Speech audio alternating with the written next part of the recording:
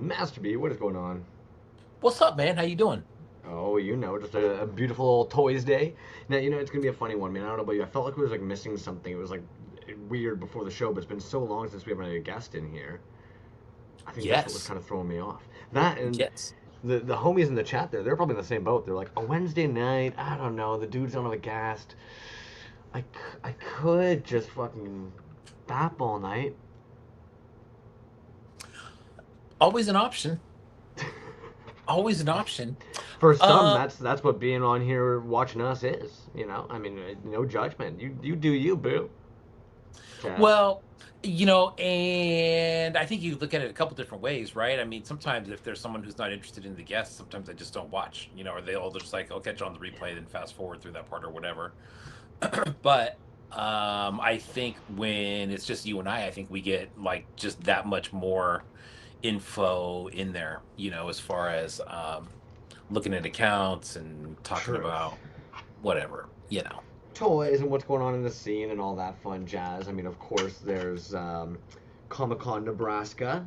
Hmm. TK Toys is going to be there this weekend, and of course, Kaiju Go is this weekend. So a bunch of the homies are going to be there as well. Sold Um, out. yeah, yeah. Okay, so I didn't quite understand that actually when you put that. What the heck is? Enlighten me, because that didn't make sense to me.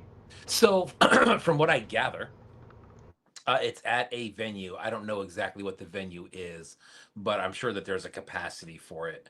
You know what I mean? It's not like as big, and it's one night. I think it's like either Friday or Saturday. I think it's Saturday only.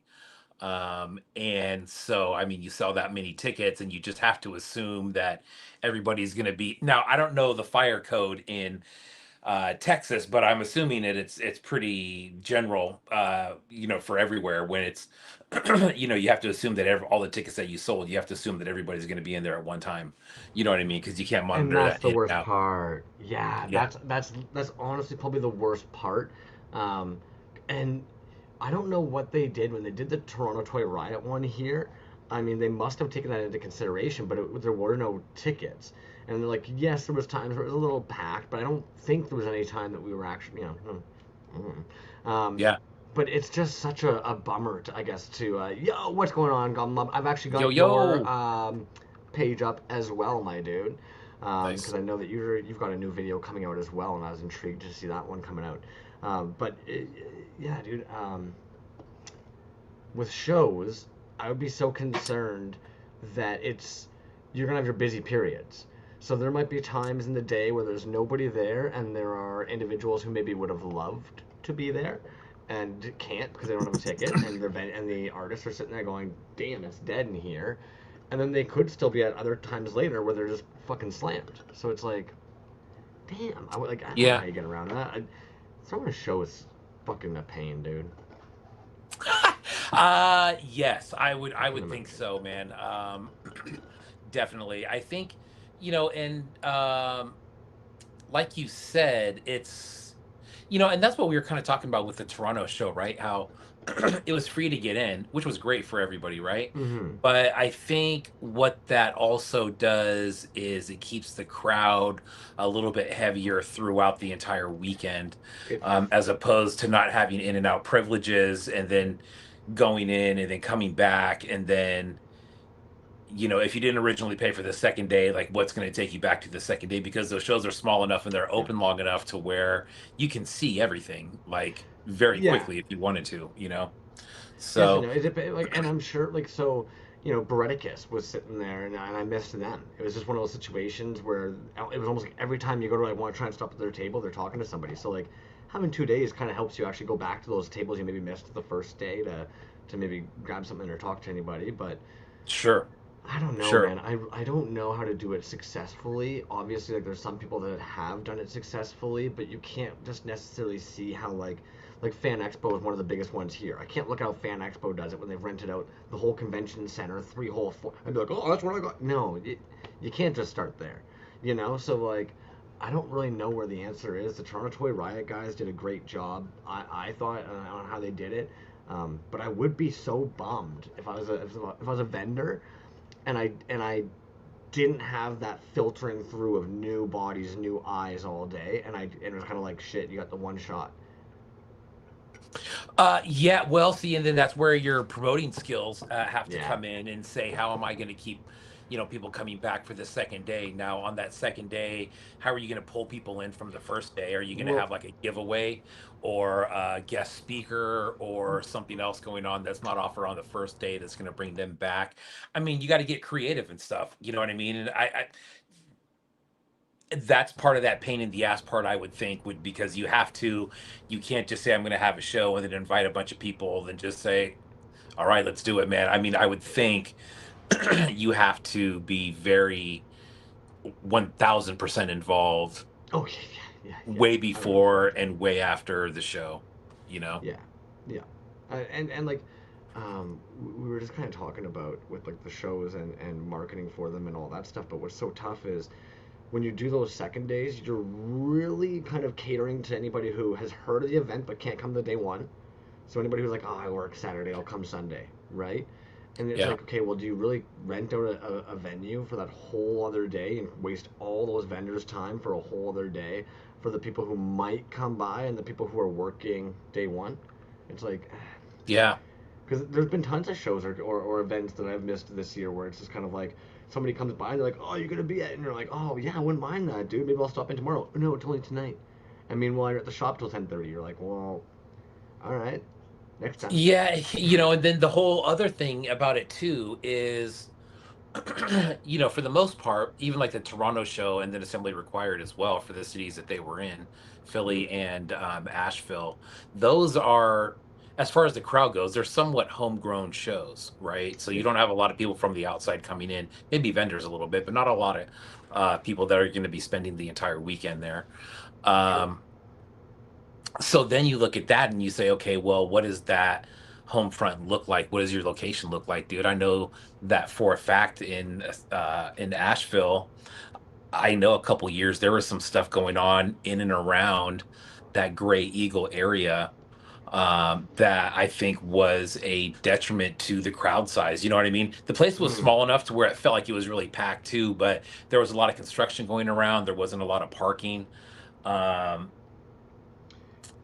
Yeah, it see, wasn't like a high foot traffic place in general, as opposed to the next venue that it went to where there was a lot of foot traffic. right. I think all that stuff matters too, man. The Philly one was 100 feet, in, 100%. yeah, the Philly one was in a weird spot. I'm not familiar with Philly, but just from like taking an Uber over there, it was in kind of like an odd spot, like down an alley. And unless you're from there, you're really not going to know, where that is, I guess. But anyways, I think that all that stuff kind of plays in when you're trying to throw a show, dude. I think some of the most successful ones that I've seen, dude, like check out like SummerSlam, dude. If you know anything about Mm, SummerSlam and how that show's set up right. and how it's ran and what they offer there, I mean, it sounds just like a super fun time for everybody that goes. Including the buyers. I mean, there's a lot of money being thrown around, man, but like the stuff that's offered there is just off the charts. And that's usually a smaller venue that sells out. See, I Um, wouldn't mind asking some of the toy creators about that as well. So, like, even back in the day, Anonymous Rat, right? They had the duck with the underwear that I've shown off before. He's mm, like a 6-inch figure. I remember just reaching out to them at one point, just being like, "How come it's always sold out on your site? Like, are you ever gonna get more in?" And Home even just told me, he's like, "Oh, we bring them to conventions. They're not on our site because we typically bring them to conventions with us. If you want one, no worries." And they end up hooking you up, but you're just kind of like, well, shit, dude, I wouldn't have known that this was a convention only piece for you guys. And I feel like there's some makers that definitely hold on to some stock, right? Like you've made an investment on that table. You'll see, especially if you're a Safubi maker, you're like, well, I don't want to go there empty-handed. What's the point of fucking going to the table I've just rented out with just sticker packs and a couple quick resins I can do if I've got no vinyl left, right? So yeah. it's like, well, do you almost basically say, fuck it on sales leading up to an event, build up your inventory, cross your fingers, and then say, well, what doesn't sell, I'll put up online afterwards? Like, that'd be such a nerve wracking fucking thing to do. And we usually ask them, like, what do you plan on bringing? And, usually it's, oh, I'm just fucking busting ass until the week before. But it's like, no, no, no, but how did this affect you leading up to this? How does this affect your drops leading up to this? How does this affect the inventory you're sitting on? How does this affect silicone, resin, all that stuff as well. Like, where does that all fit in? Like, I'd be Yeah. curious. Yeah. Yeah, man. It's God, I guess that's all part of the planning. And then how how long in advance, especially if you're doing vinyl, like knowing that ordering process and not knowing when it's going to Oh, come in. I mean, like you almost have to plan on having it in a month or two early to make sure that you have it on time. well, Um, that's just it. Imagine if you were Decay Toys and you ended up selling out your vinyl before you went to Comic Con Nebraska.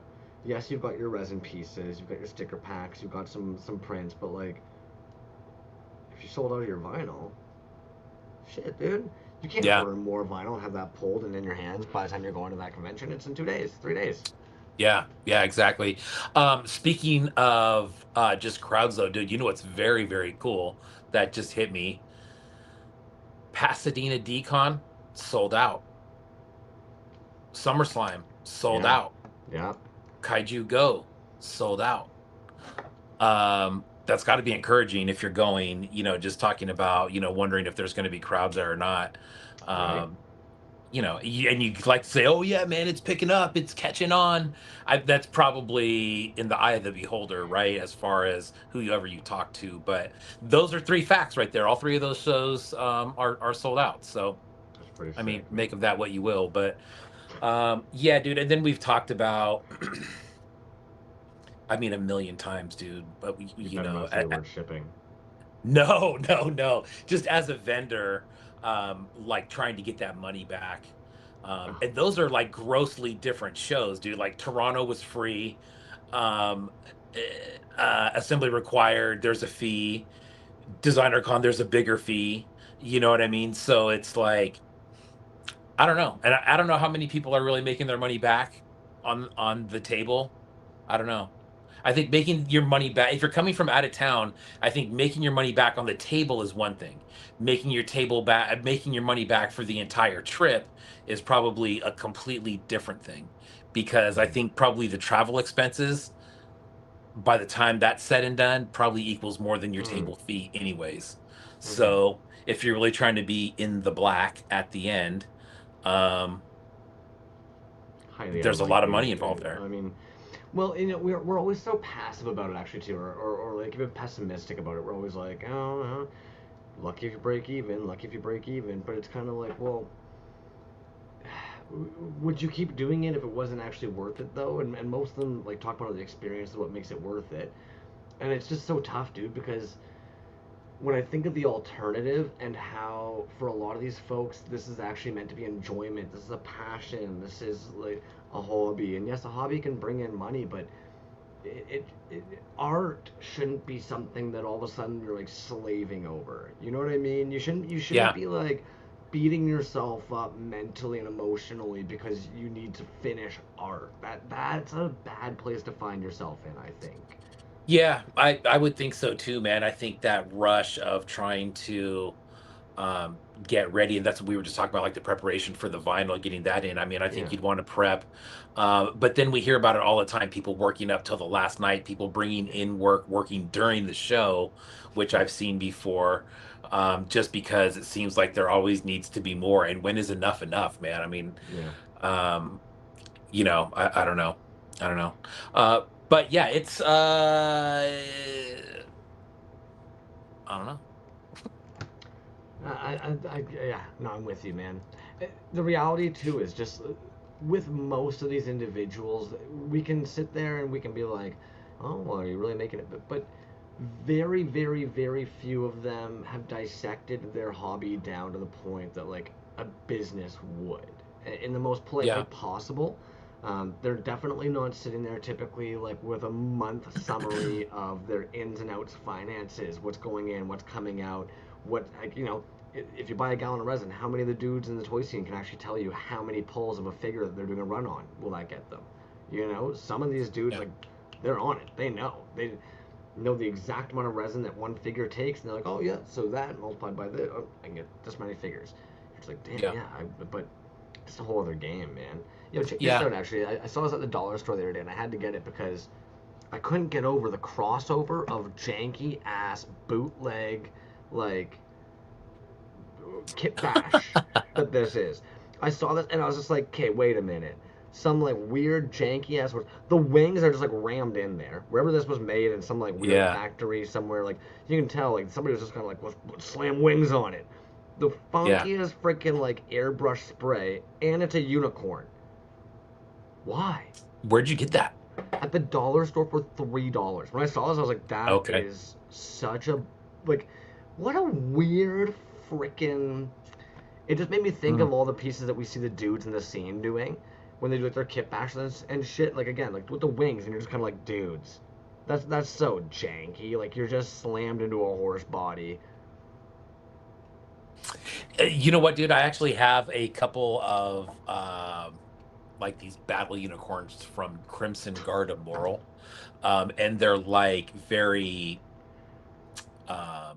metallic looking wings, but also jammed into the side of a unicorn. And it looks great, dude. I love them. I have two different versions of them. They look great, but they're about. I'd say they're a little bit bigger than that scale, but they're still very cool. Are they? Would you right in the middle of this and the Has Been Toys horse? Yes, Yeah. great call, dude. Great call. I'll grab it in a second. Interesting. One thing that I did want to say though, real quick about the price of the table, dude. One thing that um I think kind of softens the blow a little bit as far as if you don't make your table your your money back or whatever you were hoping to make back, you always have to put that marketing value in there. So especially as a place like Decon where there's a higher fee, but that's a much bigger stage too. Like as far as toy art, that would be like the largest show out there that you could possibly be on. So you have thousands and thousands and thousands of people with could possibly put their eyes on your stuff. And their team Whatever puts in dollar a. amount you want to attach to that, I mean, that's cool, but it's not free, right? But and we really see it now that COVID's done. The effort that those guys put into every freaking decon that comes up. Yeah. Oh yeah. Do you want to say hi to the homies in the chat there? We've kind of omitted that this week. We've Yes, been I chatting will. away. I will. Absolutely, I will. You got that right, buddy. Jazz Wizard, first one in here right as the doors open at 6 p.m. What's up, dude? Mike and Jay, what's going on, man? Bliss Receptor, what's up, dude? Caucasian Creation, what's up, guy?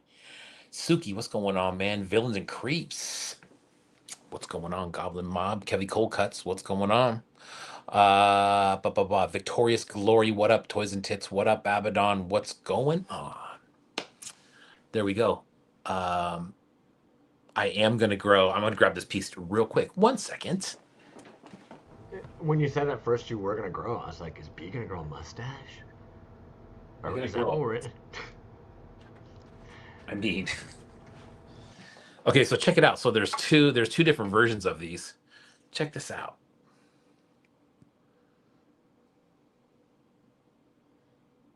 Bam. Yeah, those are fucking awesome. Yeah. That's Crimson Guard Immoral. And actually, dude, it was weird. So he had a website or a store at one time. I don't know if he still does, but he had a lot of stuff in it. And then this is the other one that I got. Now this one looks actually, which is funny, looks just like the has been one of the has been horses that I have. I actually ended up acquiring another one of those, so I have two of those. No, I'm sorry. I have the one horse, but I have two of the cowboys. Actually, I inherited another one of those. But anyways, there you go, Crimson Guard Memorial.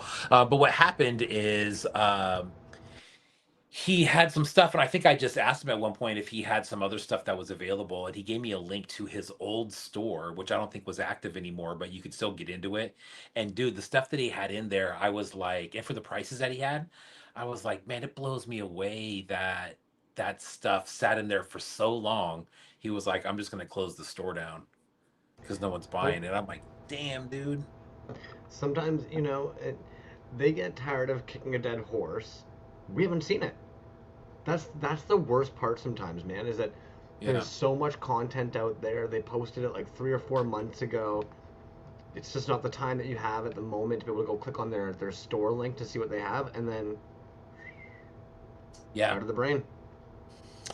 Yeah, yep, exactly, man. It was funny, speaking of Crimson Garden of Moral, I had ETC hit me up the other day Mm-hmm. and showed me a piece, a 3.75 carded piece that it was a collab between him and Crimson Guard Moral from a while ago that I had never seen before.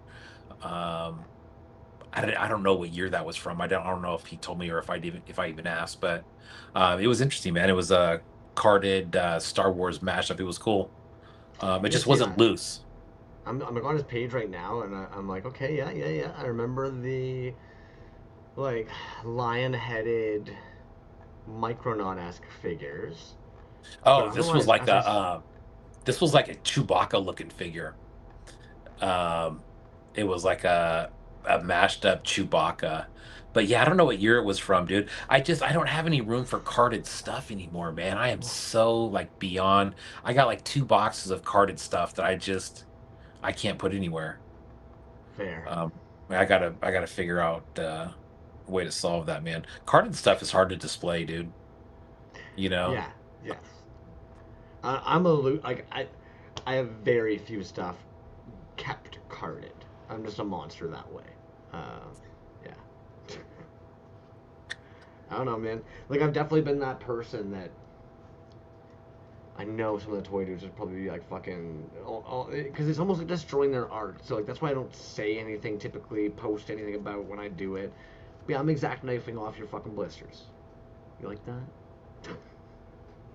If I want that toy, yes, I'm going in there with an exacto. I'm taking that blister off. And most of the dudes in the scene, they're in that mindset of, I sold it to you. Like, do whatever you want. It's yours. Like, right?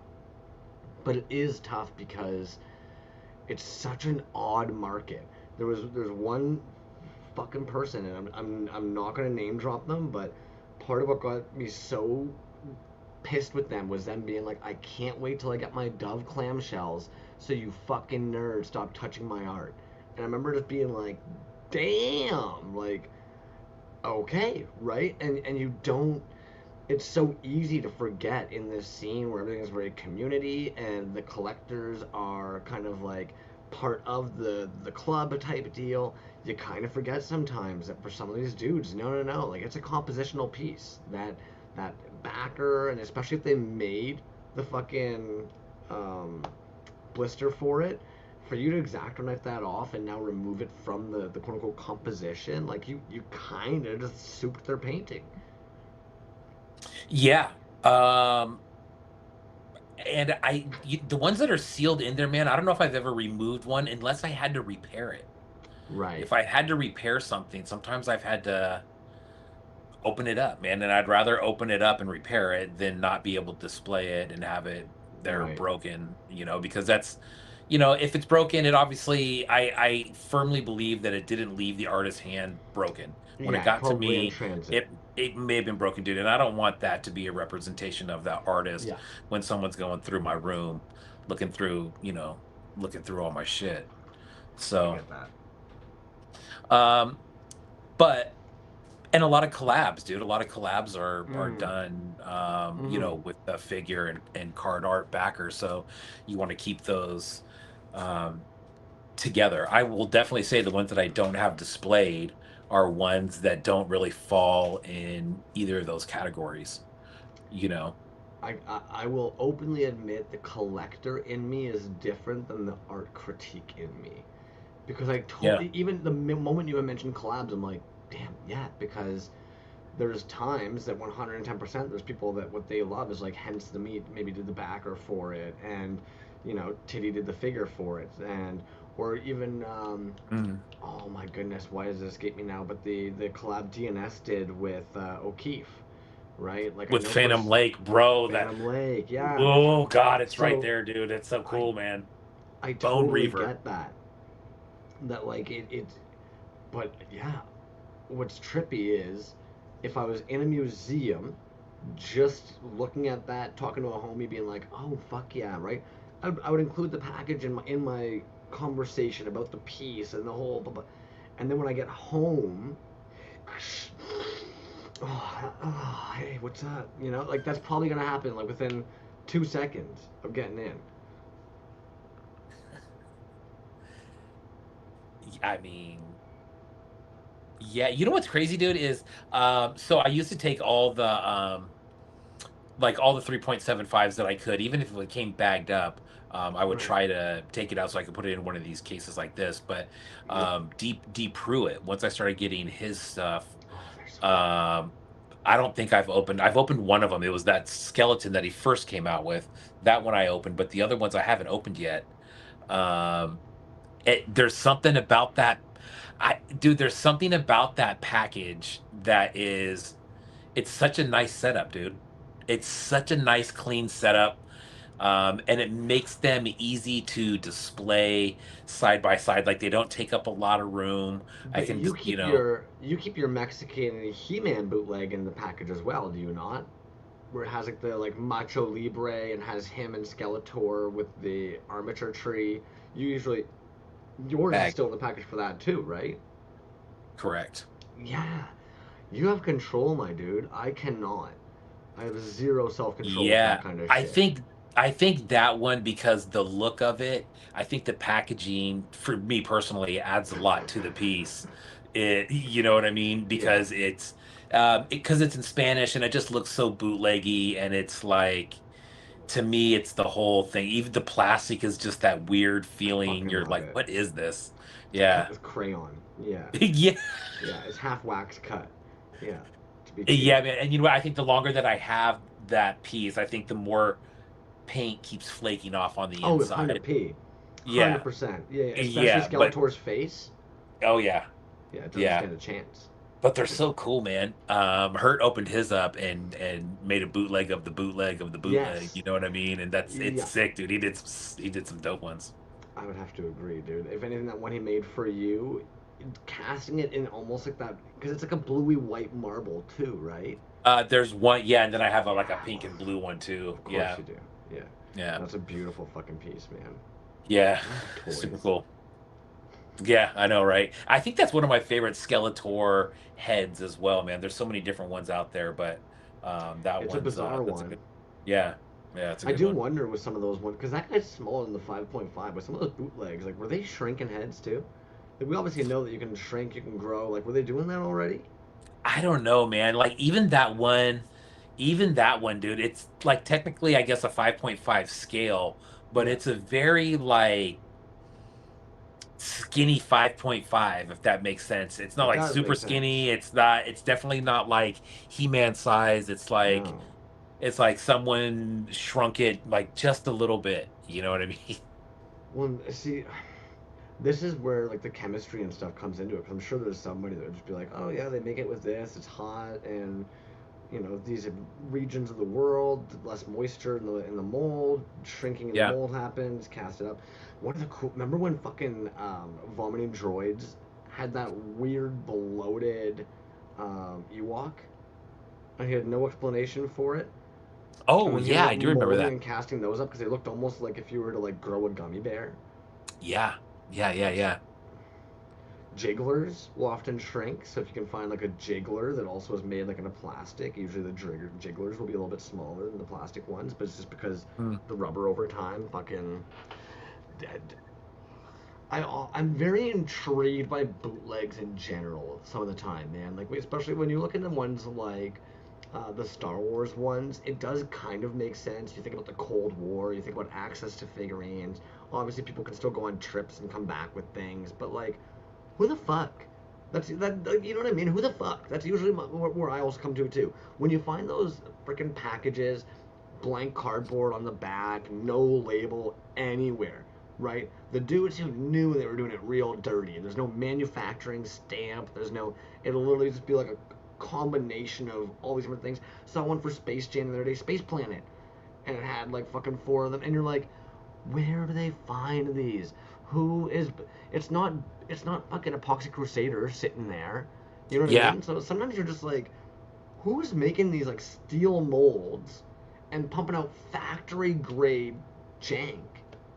Yeah. You know what, dude? When we did that bootleg, what was a bootleg He-Man show that we did? I didn't even realize, dude. I didn't even wear my bootleg He-Man shirt. And it's I think it's, is it Warriors of the Galaxy? or Mm. something like that. But it's Oh something, yeah. it's something that, yeah, but it's just like dead on. And some of the figures are close, but it's just, I mean, it's so good though, man. I think that one was actually a good seller, Right. wherever that one came from. Villains and Creeps. Yeah. Would be cool to keep the. Interesting.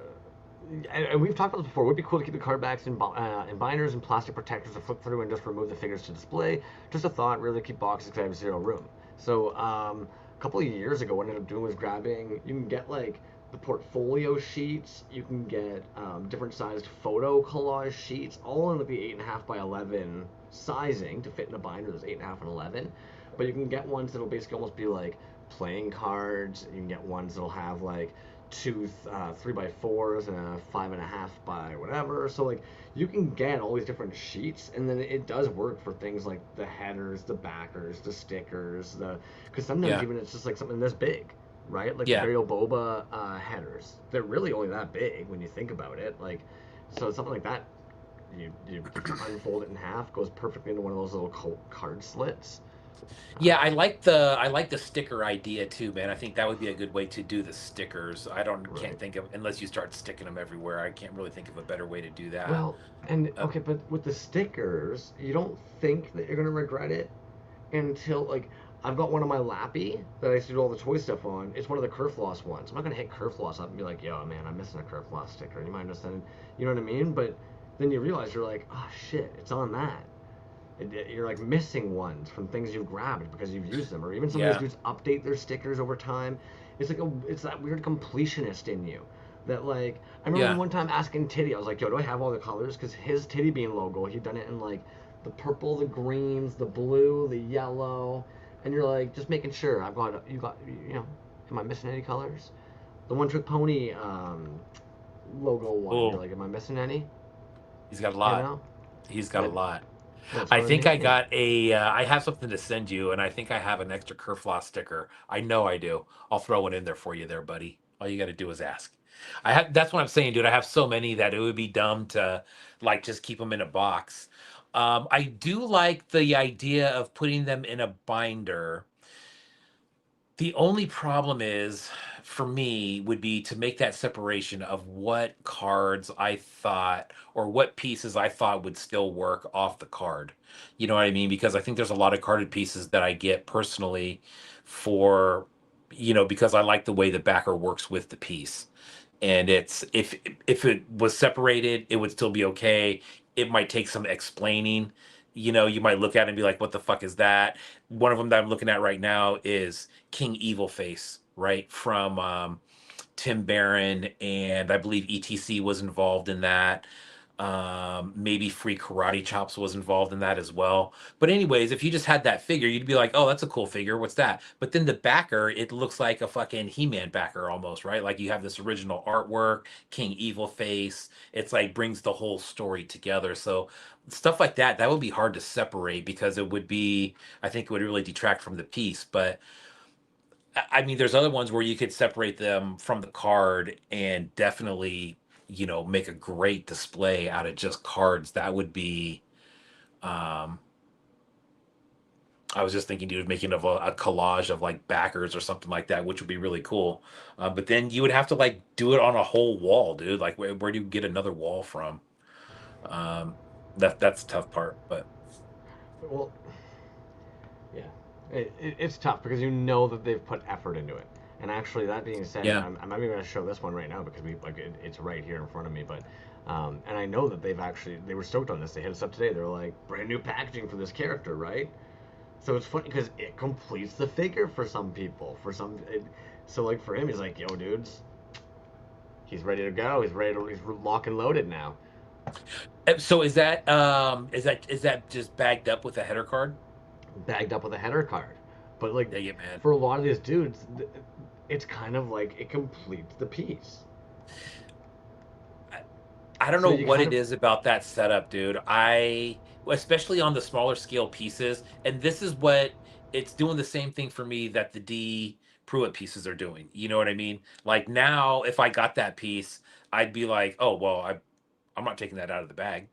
And that's exactly what I'm talking about, dude. Look how much that header card adds to that piece. Like if you took the header card away, it would still be cool. right? But it definitely wouldn't be that with the, the colors and the it's just, but then of course you have the display ability. It's a harder thing to display. I get that, but it's a harder thing to display, but it's a much cooler thing to display, I think. If you have so many header cards, that's one thing that I really like, dude. And I also started like kind of getting turned on by was the like Theo Kane slime house, dude. You know what I mean? When he's got his stuff that he leaves in the bags and it's fucking everywhere. And Eddie's got a bunch of stuff at his house that's like in the bags and it's fucking everywhere. And you look at it and you're just like, fuck, man, that looks so rad because of the artwork of the header cards and all the different like bright, bold graphics are just it's dope, man. Dope. But then I can't touch it. Exactly. I mean that like pick your poison, right? What do you I mean so here's what so here's all right. So then as the artist, that's why you put the piece in there Ugh, with the bag upside down there you and go. the zippy at the bottom. So guys like Crumbs can do both. You can display it with that and then take the piece out and do whatever you're going to do with it and then put it right back in there and seal it back up. I love that setup, dude. If anything, Just as I've a seen collector, I love that. I understand some artists just don't like that, but as a I've, collector, I think I've seen that's the dudes at the shit right there. shows, especially if they're at a convention or anything. They grab it from the table, they pop it in the bag, and then they literally just take the header, slide it behind the figure in the bag, and then they're like, "Here you go, man." It's like they know. They're like, "Yeah, you're not even gonna leave here without this coming out of the fucking bag." So, and Yeah. exactly, yeah, crumbs. Smell it. There's something about it. It's my automatic instinct. It's not even like I'm fucking with you guys. And I'm like, those are the two things that like the moment I get a fucking brand new. I don't know why. I'm just like, oh yeah, oh, I'm done. Not even thinking straight. You know what, dude? And sometimes on like the kind of odd shaped Safubi pieces, or even resin pieces, I guess too, is when there's a header card attached to it and you put it in a box. I know just from shipping stuff, it's like it makes it so much easier if the stuff is Oh, detached, and then you yes, can just like lay it flat in the box and then put the yeah. piece, unwrap the piece up, or do whatever. But sometimes when you put it together and you can't really lay everything flat, I'm afraid it's going to get bent. And so I could see a bunch of different ways. And I think you've probably done the same thing, man. You've probably received the pieces in all formats like that. Yeah, yeah, yeah, yeah. If anything, Dove, I know a lot of people they'll send off to DKE that way, where they'll basically send all the headers and or backers all together, all the clamshells together over here, and then every figure just bubbled, and then that way the box can just be like one shoebox style shipping out instead of the moment you try and ship it. And then if they show up all damaged and the headers are all bent and Yeah, dude, and that sucks, man. And I don't mind if it's kind of like a build your own kit when you get it. I think one thing that I do like is when that bubble on the blister is removable, mhm, especially if the figure's loose, if you have to repair it or something like that. mhm. But if that figure's got like a layer of bubble wrap on it, that always helps. Stops a lot of the jiggling and rattling around. And I didn't um, know it. We interviewed when we were talking to Dove, or maybe it was specifically just Janky, but he actually mentioned he doesn't paint the back of his figures, and he's not alone in that. I didn't know that was like a thing, but there's other artists who don't either. That blew my mind. I just didn't know. I'm not criticizing, but imagine you were somebody like me. You get this figure, you're like, oh hell yeah, rip it open. I'd be so confused. And there's not really a way of color matching. You have to basically now repaint the whole figure or put it back in the package. You'd be like, huh, okay. yeah. Yeah. Hmm. You're right, man. I think a good example I think is Delicious Again Peter. All right. So his 3.75s, those are you take the bubble off, that it's the piece is still not coming off, dude. It's It's on binded. it's on the backer. It's not coming Yeah. off. And so I guess when you have that kind of setup, I guess how you mount it would probably determine if you were gonna paint it or not. I think that just from like I mean, on a 3.75 figure, how much time are you really spending by not painting the back of the figure? I almost think it would be easier just to paint it all and then stick it on there. depending But on I the think, person. Some of these cats, they can yeah, paint real fucking fast, dude. Straight up. I'm like, and yeah, I don't know what it is. Maybe I've talked to my peers about it before. I think one of the biggest issues for me is that I'm really bad for. Well, one, if you got a whole line, right, you got all your figures out. If you know you're working on white right now, you're gonna do the white on all the figures. By the time you get to the end, you're gonna be good to put the second coat on there and stuff. I'm bad for basically thinking, okay, the paint needs time to dry, and I'll walk away.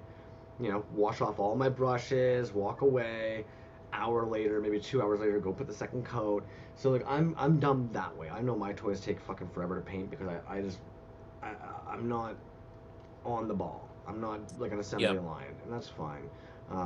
But there's definitely people who can just, and I feel kind of silly too when they're just kind of like, yeah, no, I put all the blue on here. By the time I get from the top of the figure to the bottom of the figure, I'm back up to the top. Do that 3, 4 times while I'm watching a show, and he cures overnight. That color is done. right. Like, uh, you're seeing exactly what I'm seeing, I'm sure. Yeah, exactly. That's what I was gonna say, and that's something that we didn't talk about. But yeah, I mean,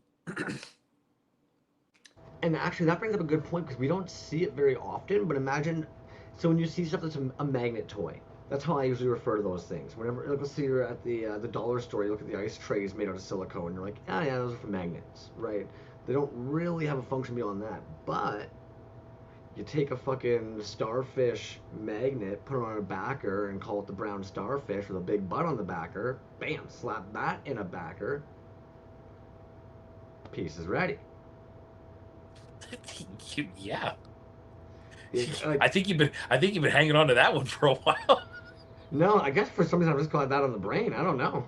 But no, but seriously, I guess I'd never really considered for a second that you could take those like 2D casts and with a Yeah, backer, suddenly like, you kind of have one of those obvious plant or I refer to them as crappy toys, and not in a bad way, but it's just kind of like, yeah, imagine if you were a kid and for your birthday you got this toy of some guy's ass on the backer, and there's a little brown starfish where the butthole would be. You'd be like, Mom, Dad, what the hell toy is this?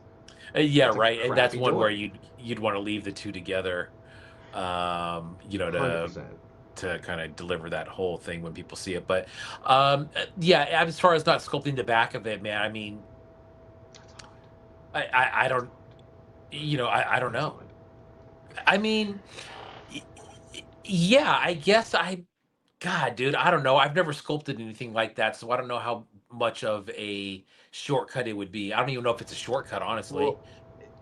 Well, okay, so where I think it's a shortcut, and I don't want to deplete on what anybody's doing. I don't want this to seem like all of a sudden we're just like shitting on Riker or something like that, or RYCA or something like that. But if you were sculpting something, and this is my flat surface, and I've got my clay here, think of how somebody draws, right? Drawing is a lot easier for most individuals than it is to actually have like a 3D object that you now have to build an armature for.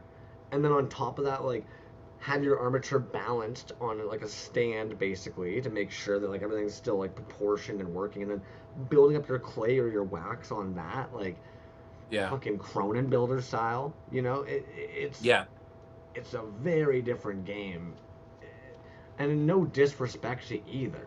Like I think both are very difficult, but I do think that's definitely where I think sculpting on a flat surface as if you're looking at it from a head on is sure. probably a lot easier than working in a 3D landscape. For sure, man. And if you think about the way you're going to mount it, like you probably want a flat surface anyway on the back to attach to that. Now, whether you make a complete figure and then put something flat over that, or you make the back of the figure flat, either way, it's going to get attached to the back of the thing. But, I think that's where people like us that look at stuff like that, when you look at a carded piece, we pick up the carded piece and we look at it. And, I think a lot of people that are just kind of, passing by looking at it would look at it head on and go, oh yeah, that's cool, you know what I mean, or it's not cool, Yeah. or make an opinion about it, whatever. You and I think a lot of people in the room would go over there and we'd grab the piece, we'd go like this, we'd look at it, and then we'd start doing this, we'd start looking at it and go, oh yeah, damn dude, Oh, okay, all dude, we're right, talking about oh backers today, and you have that. dude, ain't That this did not. cool? You did not just get that, did you? No. I've had this, but I was just moving some stuff around, and I didn't know what we didn't really have a theme for tonight, so I just No, started but grabbing a few perfect that things. we ended up talking about fucking backers, and look at what we Yeah, got. dude. This one God is just off the damn. chain, dude. This is Ordinary Toys Poison Tech. The the original art backer on this. This is a really good quality backer too. It's nice and thick. Um, but That this is a removable bubble, I hear the and the Velcro on it. figure is just oh Just man. top notch, eh? Yeah, dude. It's like a double layer cape that he did for the to get those colors in there.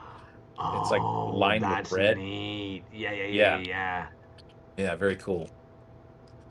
But yeah, these were sick, man. These are Poison Tech. This is a one that we sold out of our store when we had a store once upon a time. But look, that one's dope, man. I love that one. But really cool. It's got the removable blister right there on the, and it's like a little, it's like a Velcro, but it's like a durable Velcro. It's almost, I don't know how to explain that, man. It almost feels like a real plasticky Velcro as opposed to like a regular Velcro where it's like kind of carpety on one side. Um, I don't really know how to explain that, man. But anyways, I yeah, do understand what you mean because 3M Velcro strips for like mounting strips, almost feel like the two spiky sides. There is none of that yeah, fuzzy side. Yeah. Okay. correct. That's exactly what it feels like, dude. It almost it feels like they just kind of interlock in together. But very cool. Johnny Yeah. Brew, what's up, man? Um, but yeah, there was a run. I think he did like maybe what a dozen of those, 10, Nice. 6, something like that. But they were sick, man. Those are really cool. That's a very nice setup there from Ordinary Toys. Yeah, I'll never forget when Hasbin first landed on that page and basically like got the whole set. And I think that's when most of us saw them was Hasbin being like, check out this new maker I found and I got the whole set. We were all just like, the Oh man, fuck is that? Who is this? that whole Arcade Void line, man. That's a dope one, man. That's a very cool little line. There's like what 1, 2, 3, 4 or 5 figures in there, And then he's something got like that. that like Goliath ogre thing that's like 6 fucking inches tall. Oh god, man, those are some of my favorite figures, dude, are from Ordinary, man. I'm just looking at like the line of figures that he has. They're just so damn, they're good, man. They're really good. But The fucking double armed octopus guy holding the beer. The fucking St. Patrick's Day one. that one is one of my top 3 figures across the board. It's so dope, dude.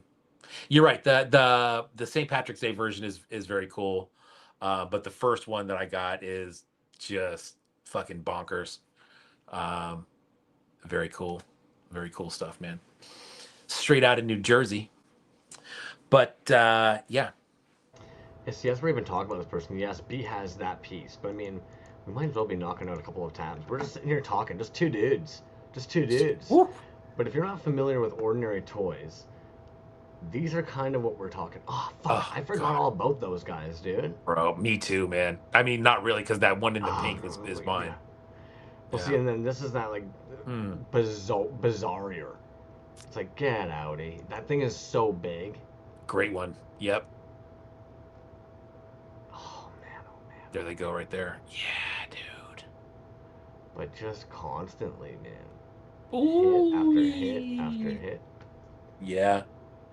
Oh, I forgot actually about this Oh, dude. that dude. Yes, Yeah, man.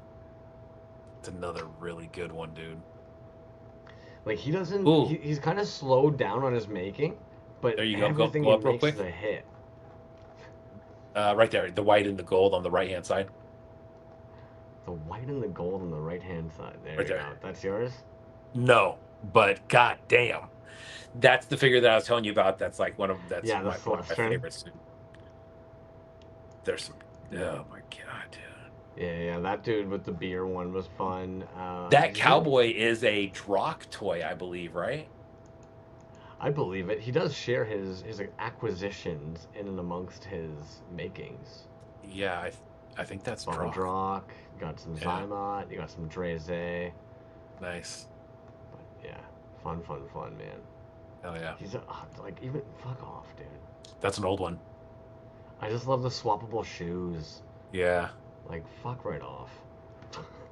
Super cool. Brulio, dude, be safe on the road there. If you guys haven't seen, actually, we're just gonna be sharing some tabs right now. Brulio, I know last week we had mentioned that they were kind of edging to the end of their summer drops. Vorgoth dropping this week. Yeah, nice, dude. That one looks brutal. I got a couple Brulio figures to show off tonight at some point as well, but that looks Oh, dope, man. Then that was his final, I believe he said his last summer release. Summer's pretty much over now, man. I think kids are back in school, at least out here. I think most kids are back in school as of this week. So you know, the more I meet people from around the world, the more you realize how ignorant you are. So here in Canada, it's almost always going to be like first week of September. This weird like last week of August, mid-August thing, weird to me. And then, did you know Australia doesn't have like a big summer vacation? They basically go like 3 months, 2 weeks, 3 months, 2 weeks, 3 months, 2 weeks, 3 months, 2 weeks. yeah, that year-round school Fuck. schedule, man. There was a lot of schools when I first moved to this town in 1989. It was all traditional schools like that, dude. Not like that, but it was all traditional schools where you had, X amount of months and then a few months of summer. And then as the city started growing, it started adding these newer schools. A lot of the newer schools started off as year-round schools where they went to that schedule. And Well, and now, and I was now they're tripping kind of getting balls. away from it again. So I don't know. I was tripping because I didn't realize that they're on. They just got off of winter break, right? Because so that I'm just stupid. I didn't know that our summer, winter in Australia, those kids just got off their winter break. And you look at somebody being like, okay, but we have winter break because of like Christmas and New Year's. Why are you doing it? For winter break. And you're like, but you don't get any snow. There's no ice. There's no conflict to getting where you're going. There are no holidays that you're celebrating. Like, why are they off? Because it's winter break. You're like, oh, fuck it. You know what I mean? You're like, this is. Sure, okay. Because for my brain, like, again, we're very, like, holiday based with our schooling and shit. Same as for them, they start the new year January 1st. Suck my dick. Pardon me. Their school year? Yeah. So if it's Interesting. 2026 and you're in the sixth grade in that year, you go in 2026 from January that Till year. when? And I would assume the full year because you're doing that Oh, the weird whole year. fucking. I see. I see. I see. Okay. Okay. No wonder they just make crazy ass toys. They're taught to just be like fucking elves in the factory. That's why Teddy's so good at it, man. Because he's had this learning schedule, just being like all year round, make. Yeah, I mean, I think that's what he's doing, right? Holy smokes. Speaking of Uh, Australia, actually, why the fuck not? See, you guys yeah. think that we're all over the place and we're not paying attention. These are actually well placed digressions. We know Well, damn I well wonder if what this we're was a doing. segue into Eh, this. eh. Because this is not a toy store. Now, B was actually mentioning their store is like stocked to the teeth right now, but they are also going to be having an online art or an art show, not online. We're so used to them being online. A show from the 22nd August to the 7th of September at this is not a toy store, and I'm assuming Plasmo. Yeah, there he is this little chap here. There you go. So we'll be learning a little bit more details on that. But now I'm intrigued because B, you were talking that this is not a toy store has quite the shop load up. Yeah, dude. Ashley K, what up? They're in the shop, dude. So you can even so I think now if you just look at everything, there's gonna be like over 900 items in there. If you go to the in-stock items, it's close to 500 items in there. Oh, But so there's a all lot right, of stuff in there, dude. There's a lot of Pendragon in there. There's right, a lot of just like random there's a lot of titty bean stuff in there, and I mean you do have the Australia shopping, that's why you buy more than one piece, but the prices that are in there are all Australian, and the exchange rate right now for the US is pretty good right now, so right. it's a lot less than what they're advertising there as far as the pieces, but it's stuff that like Pendragon stuff, besides his store that he has as of Oh, late, doesn't have a whole, that stuff was hard to get at one point as far as being in a store.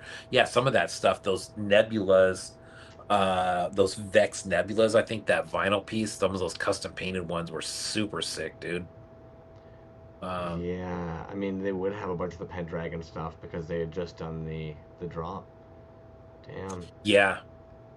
Oh, Jesus fuck! I What the God, dude. hell is I this? know, right? Sorry, I know, my God. I know That's one of the the first dudes in thing the I looked scene at is. when I got on there today. I was scrolling and I'm like, whoa, what is that? I bet you like Whoever well, painted that, they have a couple pieces in there. And they are I had not heard of that artist before, but super sick. I feel like a lot of our homies when it's something like that they'd be like, "Oh, B crumbs, relax. It's a fucking marker. We could do that, or you know." I like Well, these mainly because the swappability. I like that that was intentional from the get go. That like each dude they made their own sculpt, but they yeah, purposely jointed everything yeah. so that they all work together. Like you can swap parts. And you know what they also have there in that same row on the right, dude, is that whatever that caterpillar baby. I think they're the only ones that I've seen that actually has blanks of that piece. There was a show where everybody customized those, and there is some insane work that came out of that show. I don't know whose show it was or when it was, but it was incredible. Well, and you know what? Actually, I'm just noticing too. If anybody was interested in these pieces they're seeing, because of the state of the world we're in and late stage capitalism, you can buy it now for 4 interest-free payments. Oh, what does that say? Four Uh, industry thing of twenty two yeah. So fifty. Oh, all you I mean, if AUD. somebody's doing shopping on these kinds of things, it does seem as if there are financing options. Oh, dude, I think you can finance a gallon of milk these days. I think, I man, holy think you're smokes. correct on that one, which is again, it's a sad commentary, but I'm glad it's there to help certain people who require it. You know. But it's a strange commentary on the world we live in. Yeah. Absolutely. Ashley said that blue and white one looks like the fancy tequila bottle with the bell on it. Yeah, you know what it reminded me of, man? It reminded me of like those old school 80s China plates that I think a lot of people had, like the Mm, white and the blue. Or maybe that was 90s. I don't know. I remember my mom had some. I don't know if those were genuine or not, but I know that they were all over the place. I don't know Um, why I decided because all along, it's the living room, hallway leading to the kitchen, right? And growing up, my parents had a whole bunch of those from my grandparents on the one wall, and I was like, I'm gonna fucking make a pillow bridge. I ain't touching the ground. Ground's lava, motherfucker. I gotta get to the kitchen. I'm making a pillow bridge. Shit you not, very first pillow, toss it like a fucking like a spinning blade. All of them, all of them off the wall, like 3 or 4 of them right off the wall. It just slid right across the wall, just took them right off, dude. Yeah, I don't know how my parents put up. I was a well. If you think I'm dumb now, remove the idea of responsibilities, and imagine how stupid I was before. oh man, that reminds me of that scene on Uncle Buck when he first gets there and he's on the phone with the mom, dude. He knocks that plate off the he knocks that plate off the shelf and it falls and it doesn't break and he's like, "Huh, unbreakable." And he takes it, and he hits it on the piano and it just fucking explodes. Right. Ah, damn. Well, the worst part is, if you guys remember, most of those were in those like spring-loaded hangers. So all it really takes is Yeah. knocking one, right? And then it's like a fucking mousetrap chain reaction of just Oh fucking god. yeah, What a fun nightmare. times, dude. Nightmare. Yeah, yeah, Fucking it is. kids. Fucking kids. Fucking kids, eh? I don't, I don't know what you people are thinking. Oh man. Yeah, I saw you end up getting this in here. Now, explain to me, is this just because this is probably one of the first times that you've seen they've had actual toys worth grabbing in forever? Godzilla, it's kaiju Happy Meals. What's that all about? Yeah, I don't know. I saw that Godzilla. instant and I'm just like, no, I know there's going to be people that are going to get those. I may or may not be one of them, but you know, I don't know. I don't know why I put that in there. Ah, fair. I think this is one of Oh those yeah, I know examples we that they will see were. people grabbing these. I know that we definitely did not have anything from the Ming Dynasty in my Yeah, house when I was younger. I know that for sure. you're absolutely right, dude. 110% bootlegs. If you guys have ever seen the videos, they even have like those weird inking stamps, and it looks like a big butt just being pressed down on the plate just over and over again. Bloop, bloop, bloop, bloop, and that's how they Yeah. end up just fucking. Suki said Yeah. U.S. release for the McDonald's stuff. Yes, I Oh believe my so. gosh. That's what I read. It's gonna start in, I think they said September sometime. I don't know. Unless you were talking about the Pendragon piece. That is, I don't think. No, I Uh, think he's talking about the promotion that's going on at McDonald's right now. So it looks like it's yeah, Hello Kitty Godzilla, Kuromi and Mecha Godzilla, Chocotat, and Space Godzilla, My Melody Mothra, and a Mads Maru with Rodan, Karopi, and King Ghidorah, and Cinnamon Roll with Destoroyah. Jesus, these names, man. The promotion will also include a special themed Happy Meal box set featuring cute meets kaiju artwork, which, as with most Happy Meal releases, customers will also receive one collectible per Happy Meal purchase while supplies last. So if you know anybody who works at McDonald's, hit them I always up. said a lot of that is sometimes overseas. I see. Yeah, I think it's here in the States. I'm almost Yeah. positive. It's so hard to tell with any of that stuff. I don't know about you, dude. I just try to avoid that whole rabbit hole altogether. Even vintage ones. I kind of have like a rule of thumb. It could be fucking anything. I don't care what it is. If I go to a flea market, bin dive, anything, if it's McDonald's, Burger King, Wendy's, I'm probably going to leave it. It would have to be like Dexter's Laboratory, that alien that we all know, the little mini. He's fat. He's dope. But they're just a cheap, shitty plastic. And once you open that floodgate, you're lost, man. They've been doing this for the last like 70 years. There's McDonald's Yeah. toys for everything. You can't go down that rabbit hole. Yeah, it is a rabbit hole for sure, man. I think the only ones that I have are ones that I remember from when I was a kid. I think I've gone back to get a couple of those. Some of them Right. I've held on to for all these years. And if I had to guess, dude, they'd probably be like the Transformer, um, Mm-hmm. the little food Transformer pieces. Right. Um, but I don't have them on display or anything. They're just in a box somewhere. Oh my God, the Toys and Tits, Inspector Gadget yeah. Build-A-Figure. Oh my God, bro, that Bootleg one Toyco is. has that whole fucking thing. Does he really? Yeah. Did he show that when he was on the show? He probably did, if I have to That's remember incredible, correctly. dude. If he has that, I've seen that on TV a couple times. Well, okay, so what's so neat actually with that toy line, and we don't see this very often, but do you remember the claw? So Dr. Claw Oh is yeah, never ever shown in the show.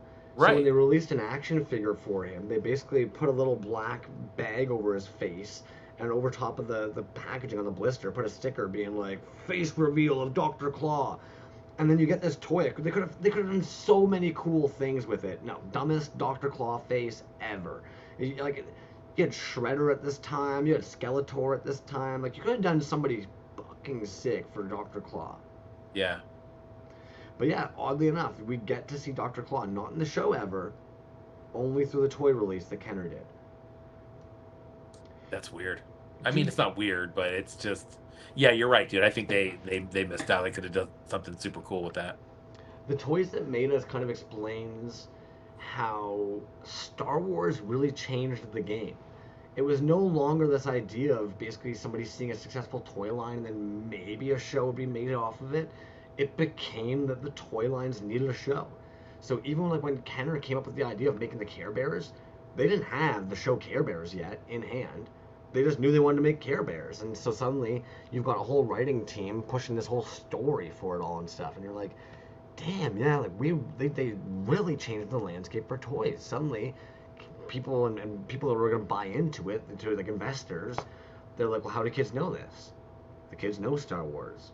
Now He-Man's got the Masters of the Universe show. Kids know that. What do you have? How do they know it? It's like, Yeah, yeah, damn, man. crazy. You know what? Speaking of carded figures, dude, let me show. I'm going to show one more real quick. This one is an older one that I have. I don't even know what year I got this, man. But check that out. King Hippo from Retro Gimmick. Okay, yeah, see, that was sitting back there, and I was wondering what the heck that was. Yeah, That's that's not a from the first year's video game show, right? That's just. no, I no, huh? This is older than that. But this is really cool, man. I like this one. This is one that would always stay together, you know. I feel like Retro Gimmick has like a cult following. Got a lot of followers, man. He's got a lot of different stuff. I saw that he was getting into some, kind of pushing the artwork aspect of it more. Some of the backers and stuff that he's doing, or artwork that's coming with some of the pieces. But yeah, dude, he's got just a really wide variety of stuff. He does a lot of the, like you said, dude. I don't want to say they're gimmicky, but some of the pieces where the backer is the piece. You know what I mean? Like the backer literally is the piece. Um, he's got that. He's got miniature stuff that's uncarded, unbagged, just loose. He's got 5.5 figures that are fully carded. The Cursed Warrior series. That's a dope one, man. But those figures are really involved. Um, he's just got all kinds of stuff, dude. That store, I mean, shoot, dude, we were talking about taking a look at a store every now and then. That would be a fun one to go through too, just because he's got a lot of stuff in there. I feel like his Halloween figure, the double cast Michael Myers one, was Oh probably one of God, like yeah, that yeah. blew up. I did not expect that figure to like appear everywhere, but like almost every one of the homies in the toy scene I've got was just like, oh, I need that. It's like, damn, all right, painted double cast. Yeah. Yep, and it's like it's a good size too, man. It's like one of those ones that it's probably, what would you say, like probably 3 inches, something like that. But it's got chunky piece, and like you said, double cast. You can do a lot of stuff with it. Did you see the Um, Motley Miscreations post actually this week? I thought that was insane, dude. What did he say? 17 years ago, decided to cast something inside of a cast, and then he even said it. He was like, never saw there would be a technical term, and I'm sure there were people already using it. But it is kind of neat that like he brought that terminology and that concept potentially into this scene. Again, there's others probably doing it. I'm not gonna get into like a pissing battle where all of a sudden somebody watches it and they're like, actually, so and so was yeah, doing right. it, and well, maybe they weren't. Okay. Yeah. Okay. Okay. Yeah. I mean, shit, dude. Time flies, right? Time fucking flies, dude. And They are. I was talking to Healy Made about a collector who has some stuff of his available that he said is like 20 years old before he was even casting. So I'm gonna look into that and see what's going on there, man. But yeah, it goes by quick, dude. I mean, shit. COVID was 6 years ago. Working on 7. Or okay, take that word out of it and just say 2020. 2020 was six no, years ago, which doesn't seem like it was fucking 6 years ago, dude. But here we are, yeah, no, you're absolutely Jimmy right. Folklore, what's up, dog? Oh goodness me, man. What else we got in these old tabby-doos tonight? Check out this account here. I'm gonna pull this guy up here because we're basically living off the tabs tonight. All good, man. Boom, That's boom, like I boom. said, that's where we get the most information in, I think. 154. What's the Now name of this this one? is the part that kind of caught me. This just in, Brophy comes with a 16-page mini comic. Wow. I just thought that was pretty fucking jokes. How much physical media is really trying to make that comeback? We're seeing it with like a lot of the other bigger toy accounts as well. But this Yeah. is clearly somebody. It seems to me like they're kind of newer to the idea of like casting, but they obviously are playing with sculpting. But shop is open. Come and get them. This is back in like February 2025. Somehow still only sitting at 154. Farts Bert's off the all right. charts. Yeah. Interesting.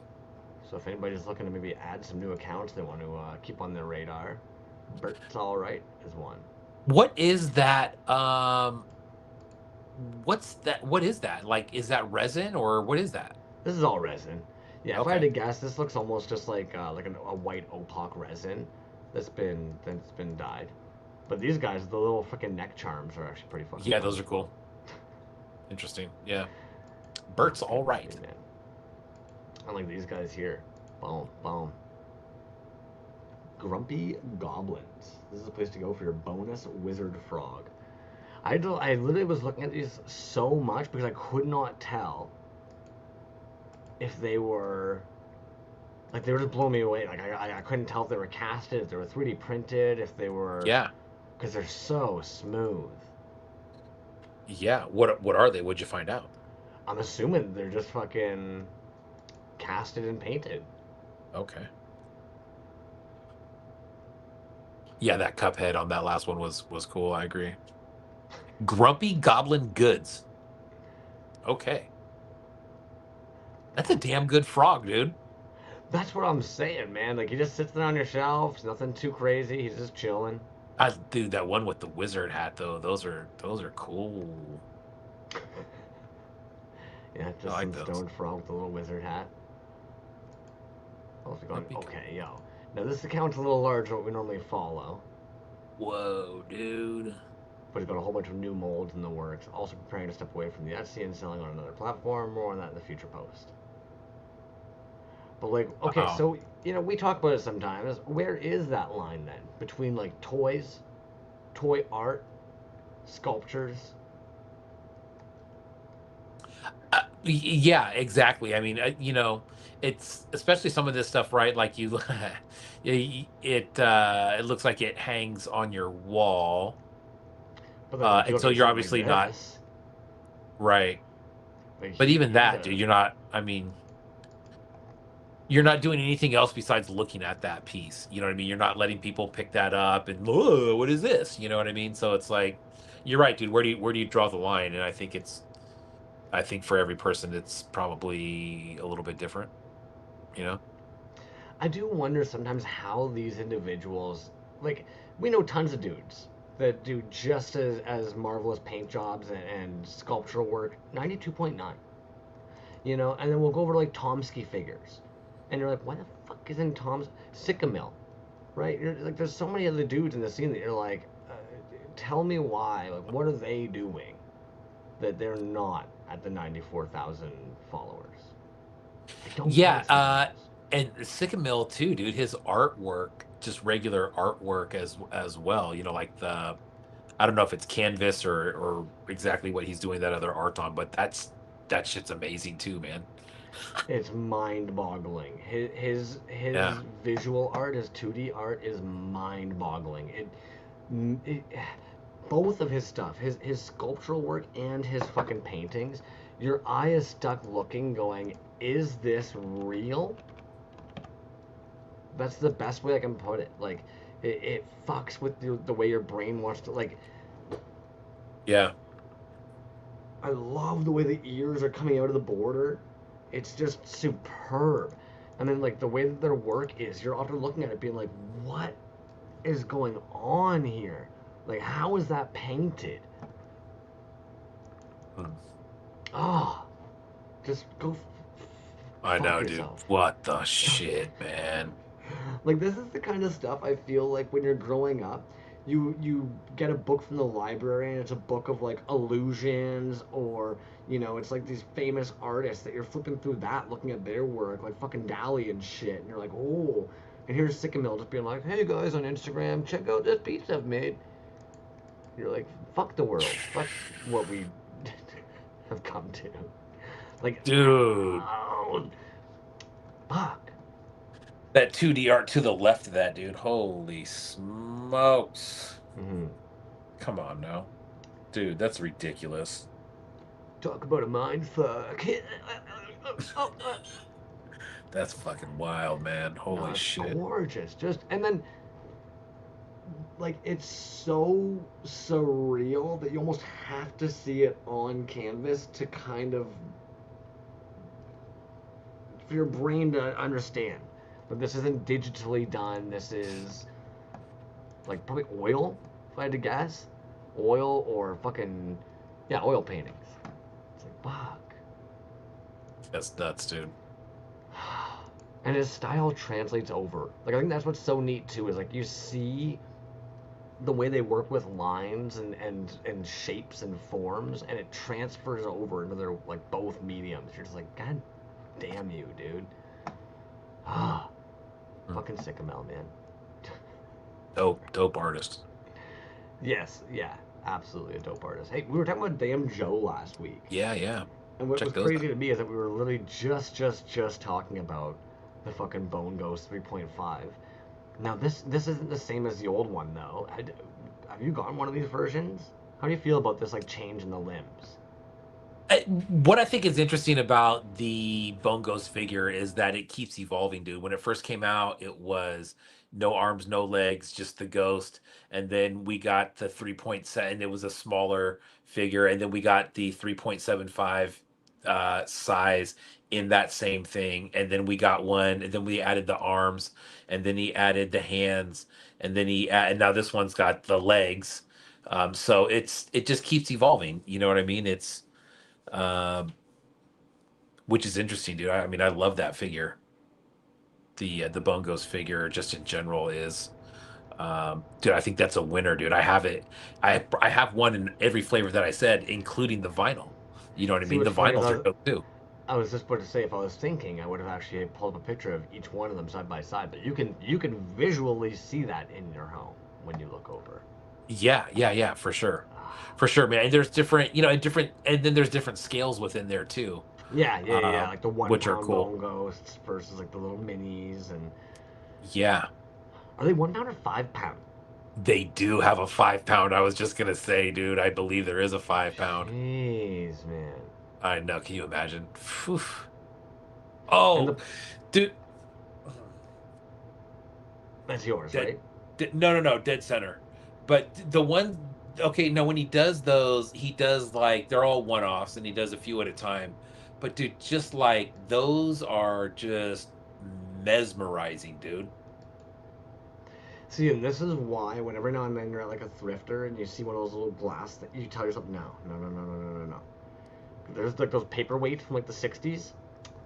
The So depth in those tempting. things, man, is just fucking wild. Yeah, Hmm. yeah, dude, you're right. That like clear glass with that same kind of stuff inside, where you can just stare at it. You're just like, fuck.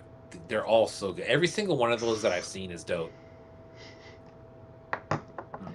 Yeah, no, and they're unique, man. Like, there's a reason that Damn Joe has the following they do. People who consistently grab like every piece.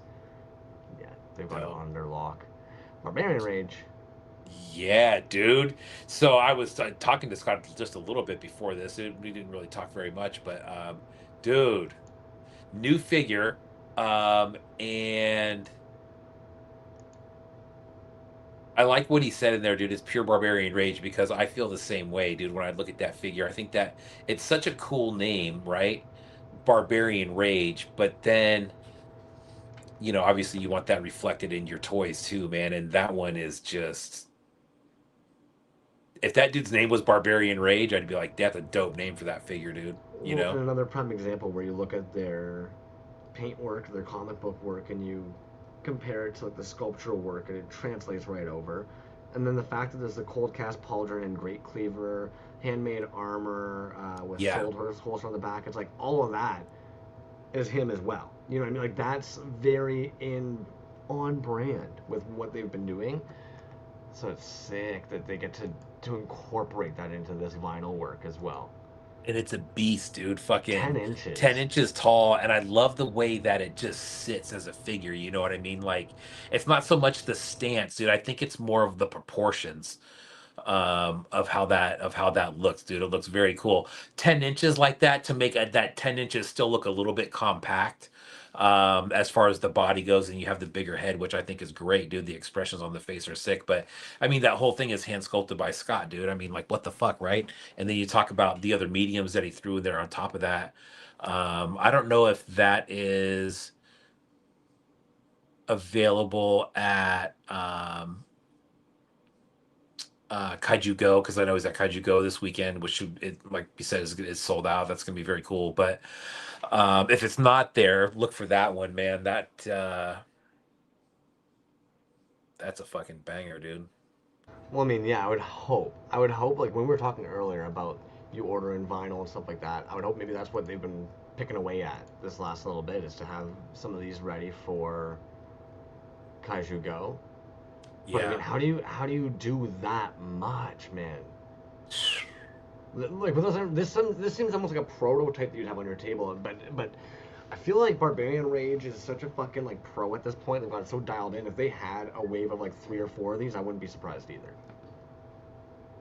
Yeah, yeah, dude. And I think that's, I mean, everybody that we've talked to that does vinyl, right? I think that's kind of the formula is even though there's that, it seems like there's a large sense of making one toy and then selling that one to pay for the next one. Yeah. Even though I think that, I don't know if, and I don't know if that's going on or not, but I'm just saying that let's say that it is going on. In a perfect I think world. there's, yeah, I think there's still a lot of planning going on that like I do have figures lined up and I'm sure Scott's, the same way. I don't think, and I think that's I would say, dude, that's probably the case for most people, right? Is like there it seems like there's always something in the burner. Now, how hard you're going after that to get that out there might vary between artists for sure, but Well, it's I tough. think Scott's got the weekly newsletter as well, so there might have been people in the loop way before us. yeah, that's a great little newsletter too, man. As far as if you're following him about his appearances that are coming up, then he started throwing some extra little tidbits in there just about stuff in the scene, stuff that's going on, which is cool, man. That's a good newsletter. If you're not subscribed to that, get on that for show. He does do like you were talking about before, show leftovers. Drops like that. I think there's a little bit of early access to stuff like that, as there is with most newsletters, which is very cool. I saw Akashic Records and Tapes comment on one of those. That's another really good newsletter too to Mm. find stuff. Did you score one of these dudes of the new wave? I'm gonna take that back. Akashic Records and Toys. Yeah. Yes, I did not get one of those. I'll show you, dude. This drop. Okay, so if you guys are out of the loop at all, like this drop, in my opinion, is so sick because it was supposed to be this. This was Yes, the drop that was coming. yes. Then they ended up letting us all know. They ended up having a little bit of an issue with some of the polls. Not an issue. The polls weren't to a standard they felt great about, so they didn't want to actually put them all out yet. And next thing you know, homies just fucking got these beautiful bastards all studded up and ready to go. Bro. Fuck, man. So good. I think he did. I don't know how many of each one of those there were, but there were a couple of each ones. I think the only one that there was one of was the all white with the gold. But yeah, dude, those were all black to start off with. Those are super sick. He added gems to the eyes on those too. If you can see that one purple one has yellow Nice. eyes. Yeah. Um, but the all white Damn. one, dude, the all white one with the gold. Yeah, that's classy. Mm. They've really been doing a fucking great job, man. They're definitely one of those people I would say if you're not following them, follow them. There's always like wax working and fucking booby making, t-shirts, resin. Yeah, dude. And you talk about always having something in the pipeline. That's another one. That very first, see that Tyson right there? I That Mike know. Tyson, that thing is slowly but surely that thing's coming to life. And I cannot wait for that thing. That is gonna be super sick, But dude. what's Oh crazy my to me is that god. when I see this, I'm That like, what more work do you have to do? I don't know if he took that back to the drawing board or who knows, dude. I don't know, but those are that is so sick. There's another one that he does. I don't know if he's gonna do more or not, but it's like an old timey looking boxer. He's like this, and he's got the mustache and shit. Right, right, right. Right there, dude. Yeah, Brawlers. Ugh. That was another really low run of only like I don't know if that was actually even a run that came out, Dang. um, but very But he's limited for sure. doing it all like solo. Yeah, dude, all of it. Oh, Yeah, for fuck's sakes.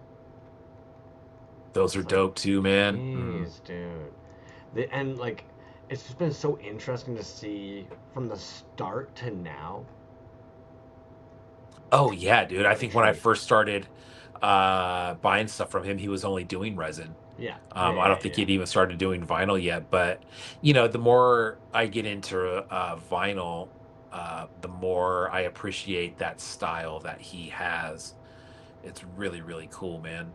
Those It's piranhas are dope. The guy with the parachute is dope. That's all. very Yeah. traditional tattoo styling. Yeah. Great It's t-shirts too. fun. Yes. Yeah. Kaiju Nice. Go. What else we got? Ooh, fucking Kachina Kachina. Drop days of change Saturday, August 15th, 10 a.m. PST. Get that paint work, dude. Boom. I know. My goodness, dude. The details on those are just dope, man. I think Strafe ended up doing one of those up too. That's a really good collab, man. Now that I think about it, with Kachina Kachina and Strafe, as far as adding some Native American type I was gonna, style to it. this masking or putting a sticker over it and ripping it off afterward, like, fuck you guys. It's so sick. Yeah, really cool. Yes. Sorry. I just, like you said, dude, no matter how you're doing that, applying that, it's tiny and it's, oh my God, dude. Come on now, Like, fuck right off. bro. Sunny nightlife. That's just stupid right there, man. Oh my goodness. Wow.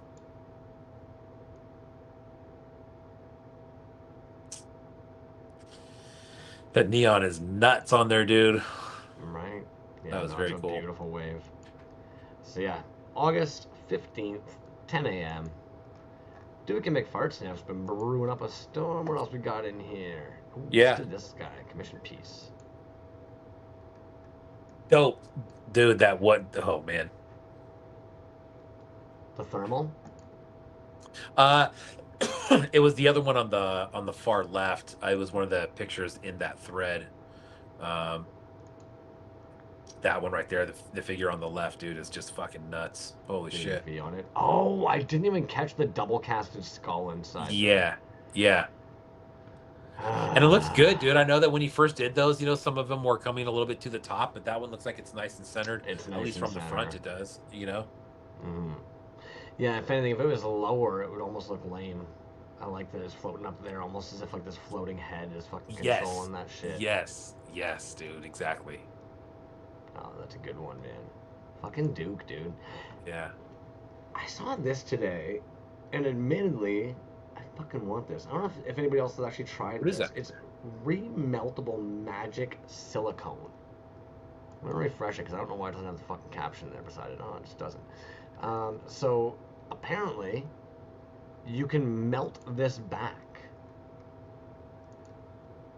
So if let's say, like, because one of the biggest issues I would say with making a mold is you go to make your mold and you don't know if it actually worked until you go to pour it. And what if there's a bunch of fucking issues? And yes, I know you guys sometimes will like X-Acto knife the vents and everything. This shit, apparently you like melt it back into liquid and can pour it again. It, So it like, it's it's silicone? it's silicone. Now, What like, the hell? I don't know if it would have a longer shelf life or limited amount of pulls, but something about the idea of like if you fuck up your mold, being able to just melt it into more silicone seems really fucking neat to me. So I'm curious Yeah. if anybody's tried this, and if not, I'm kind of tempted to try this. Yeah, I was gonna say, if somebody has tried that, or is going to try it, let us know so we can report back on it. That's interesting, dude. Yeah, I wonder if it's almost like a one and done mold. Maybe if you just need like because I know some of the dudes will use like the blue silly putty that locks into a single mold, but like this, it's showing that it's a mold. Ultra strong, perfect for artists, DIYers, makers who want flawless, high quality molds every time. Make that 30 times. Melt, So, cast, repeat. Yeah, dude. I wonder if that material breaks down the more that you right? Always flexible, never reuse it. dries, crumbles, or tears, always ready. It's like, what the fuck? Huh? Either way, I would have to agree with this. Perfect way to learn mold making. Now we have to try it. Yeah. Oh, fuck alginate. What is Sorry. that? That's Umu. It's Oh. gelatin. Mad polygon. Look at the big old brains going on over there. Oh, wow. It's not silicone at all. It's gelatin. Interesting. Huh. Non-toxic. Made from Interesting. food grade. Huh. Interesting. Never heard of that. No, I'm in the same boat. Like I said, popped up on my feed today. I thought, hey, I'm gonna mention this in case somebody knows what the fuck it is. Skinny Toys, Gaioki Salmon Edition on sale at Big Cartel. These reminded me of the Slime City toy pieces. I wish I could get a Oh, better. yeah. Oh yeah, look at it. So there are these guys here, Nice. done up in like the fish red, being sold on the actual. A couple of the dudes have done this as well. Actually, it's kind of jokes when you see them like on the meat trays and stuff. I like it. I think that's a really good presentation. I know One Trick did it with some of his meat marble stuff. Yeah, I think ETC did the same thing with some of his vinyl meat right. marble stuff. But that's a good one, dude. you know, Interesting. Okay, so even Mad Polygon 8808. Also, polyurethane heats up too much for the mold. There you go. Which I guess I that makes total sense because even said it's great for like plaster and stuff. But if you're using polyurethane, it's going to heat up way too much. And if this thing melts in order to get back to its shape, then yeah, it might be completely fucking useless. oh, great point. Interesting. Didn't even think Yeah, about that. I mean, it might be great for a single wax sculpt, but at that point, like you're gonna have to make a mold of that anyways. So like, Right, right, why right. double the effort? Works with Interesting. epoxy. Okay. Okay.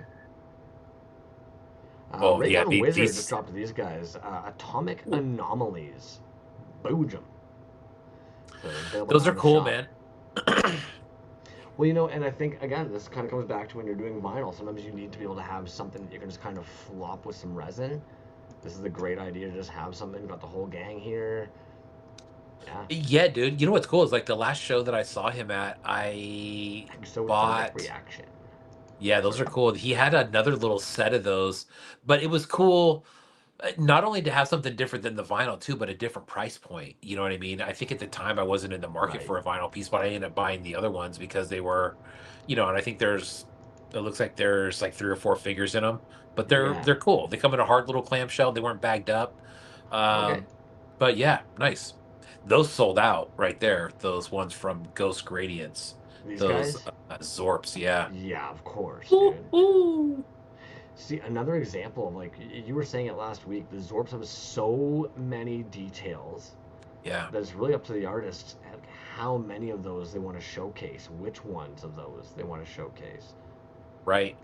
Yeah, dude, because like look at the detail on like the mouths on the kneecap, but then right above that part that you just saw, right above like that arm blaster where it's like pinkish, look at all the detail that's in there. And then, but Yeah, it's like I they think didn't it do all looks these good little either dots way. or But anything. Yeah, yeah, yeah. yeah, like you said, just kind of up to your choice to how detailed you want to get with it. But those are sick, dude. Look at the eyes. Yeah. No, these eyes were insane. Yeah, I was Ugh, focused right in on those. Those are fucking dope. What? nice. Ooh, Feral Foundry. This Been dude's a been while. pushing it a lot, man. Yeah, he's been working on this new guy, Hopper, a new robot with a new way to add lights without the need for a huge battery compartment. It's like, damn it. Just pushing the fucking medium, man. Oof. Oof. Like his work is all like always, always, always so freaking next level. ToyCon UK was back in These look May. so fun too. Very unique for this maker to have like figures. Yeah, right. Fuck, Oh, man. man, you've been busy. Oof. Yeah. Oh, Interesting, dude. Oh, fuck. yeah, that's dope. Cool way of putting the size in there. Boom. Now, Goblin Mob has just put up a brand new episode. Hey Arnold official podcast, episode 9. This will be up on Thursday. They're recording for the new episode of Pete and Pete Are You Afraid of the Dark podcast this weekend. So, Villains and Creeps. If you guys aren't aware, they do YouTube videos.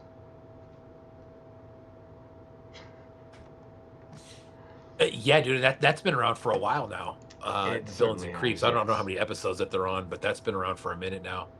Toys, shows, cartoons. I believe It's like Suki's been on there. reviews.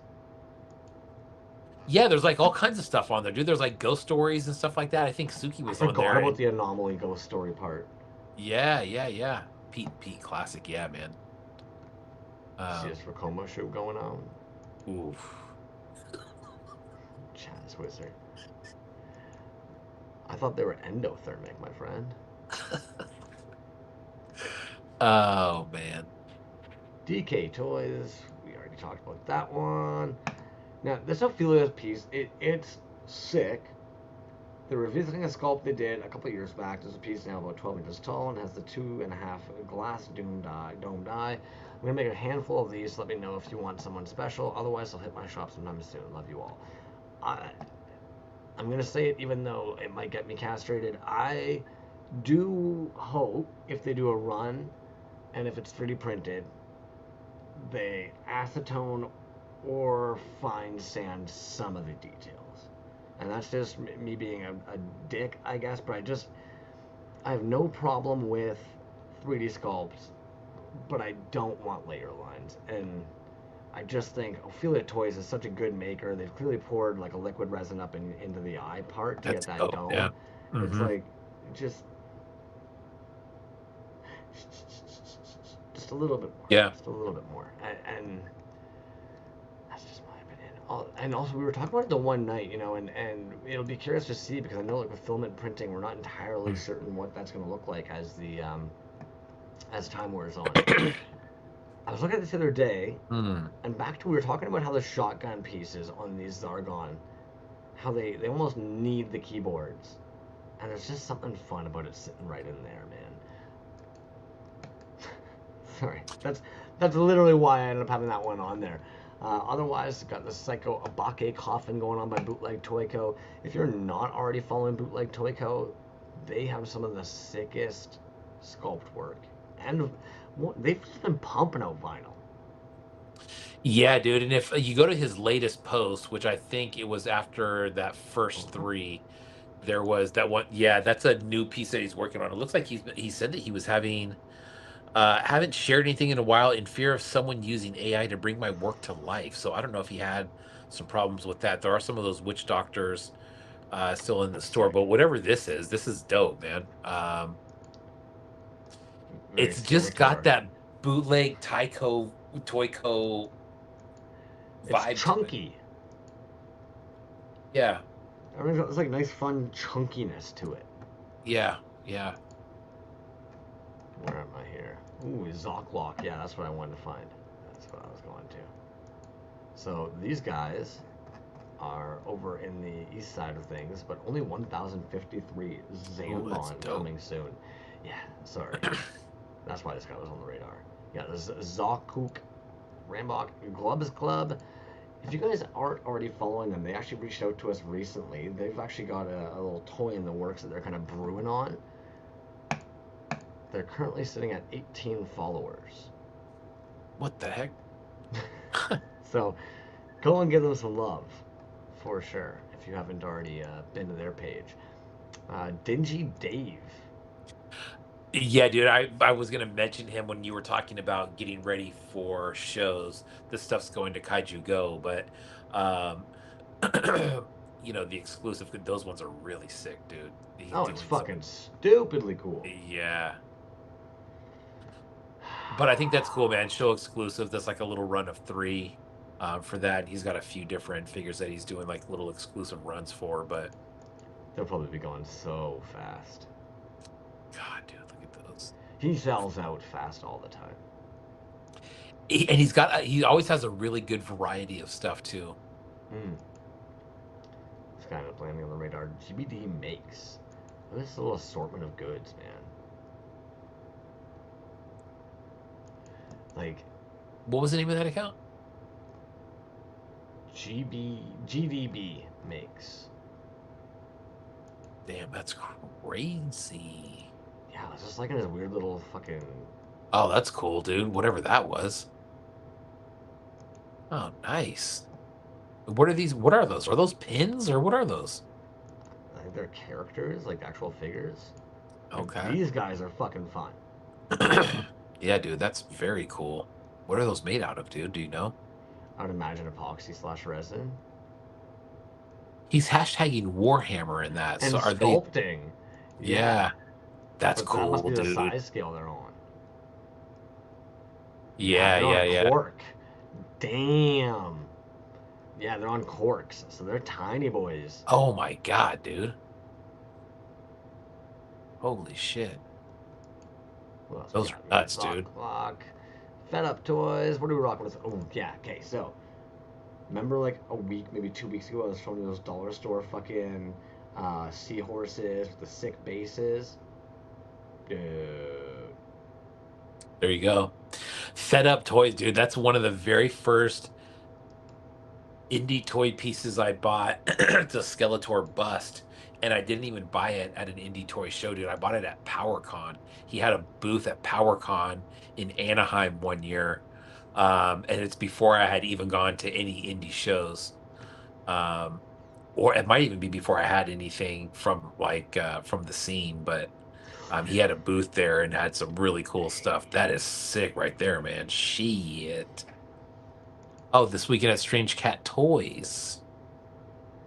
Dropping new seahorse figures. These guys stand at about 5 inches. Damn. Wow. Solid resin with different glow in the dark and flake options. Yeah. I wonder if he is a cast of one of those frickin' dudes or if he sculpted it. Yeah, I don't know. But I love these, man. It just jokes me that like we were just was talking about how like it's like a sick thing, the base works perfect, and then boom. Homie's just like, check this out. 5 inches too, dude. That's a That's large piece. way bigger than I expected. I'm picturing like, in your hand. No, that's fucking gorgeous. Yeah. Got Ophelia off the books and Ordinary Toys. That's it for the old tabs, man. We blew through them. And now you're going to That, share with us those two little bagged figures that you have sitting there beside you. oh yeah, that's right. Brulio toys actually, man. These are there's two different ones here that we will look at. The Gandalf, 3.75. There's a staff and a sword with it. Oh, let me put the staff in real quick.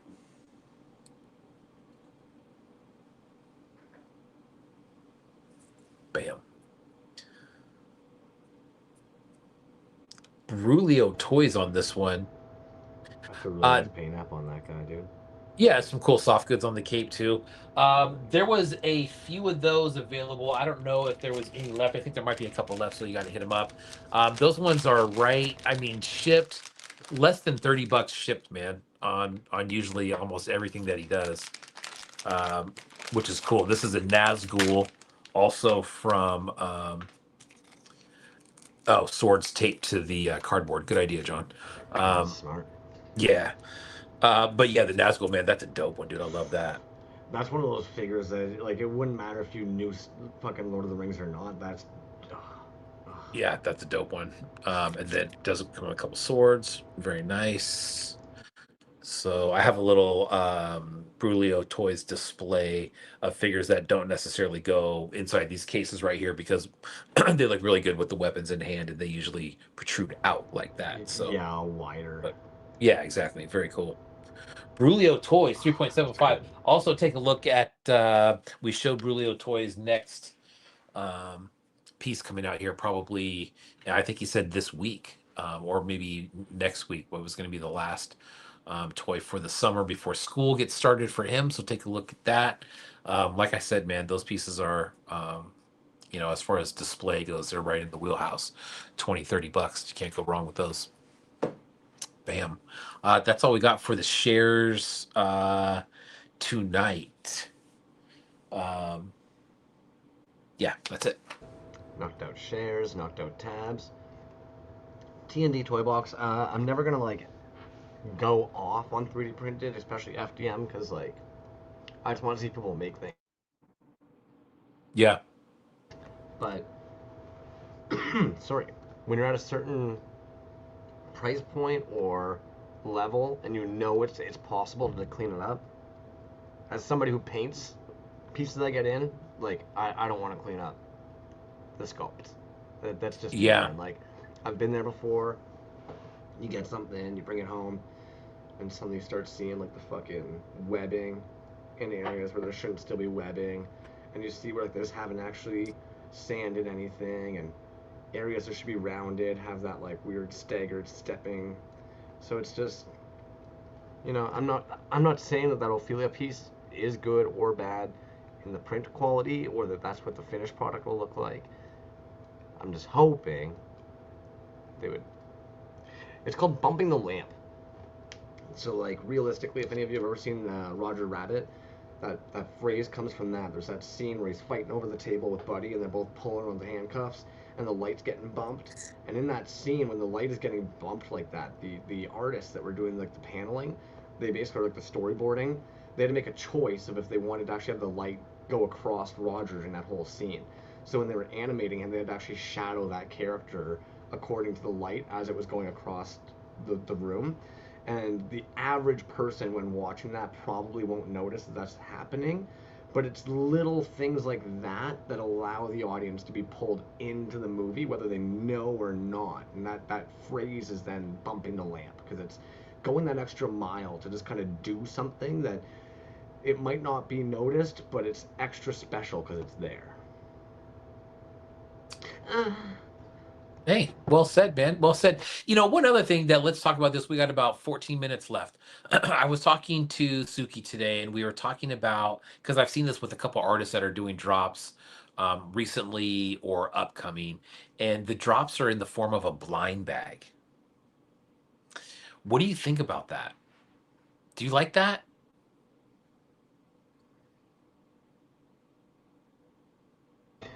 I mean, just my opinion on where it stands, it could help you potentially sell more.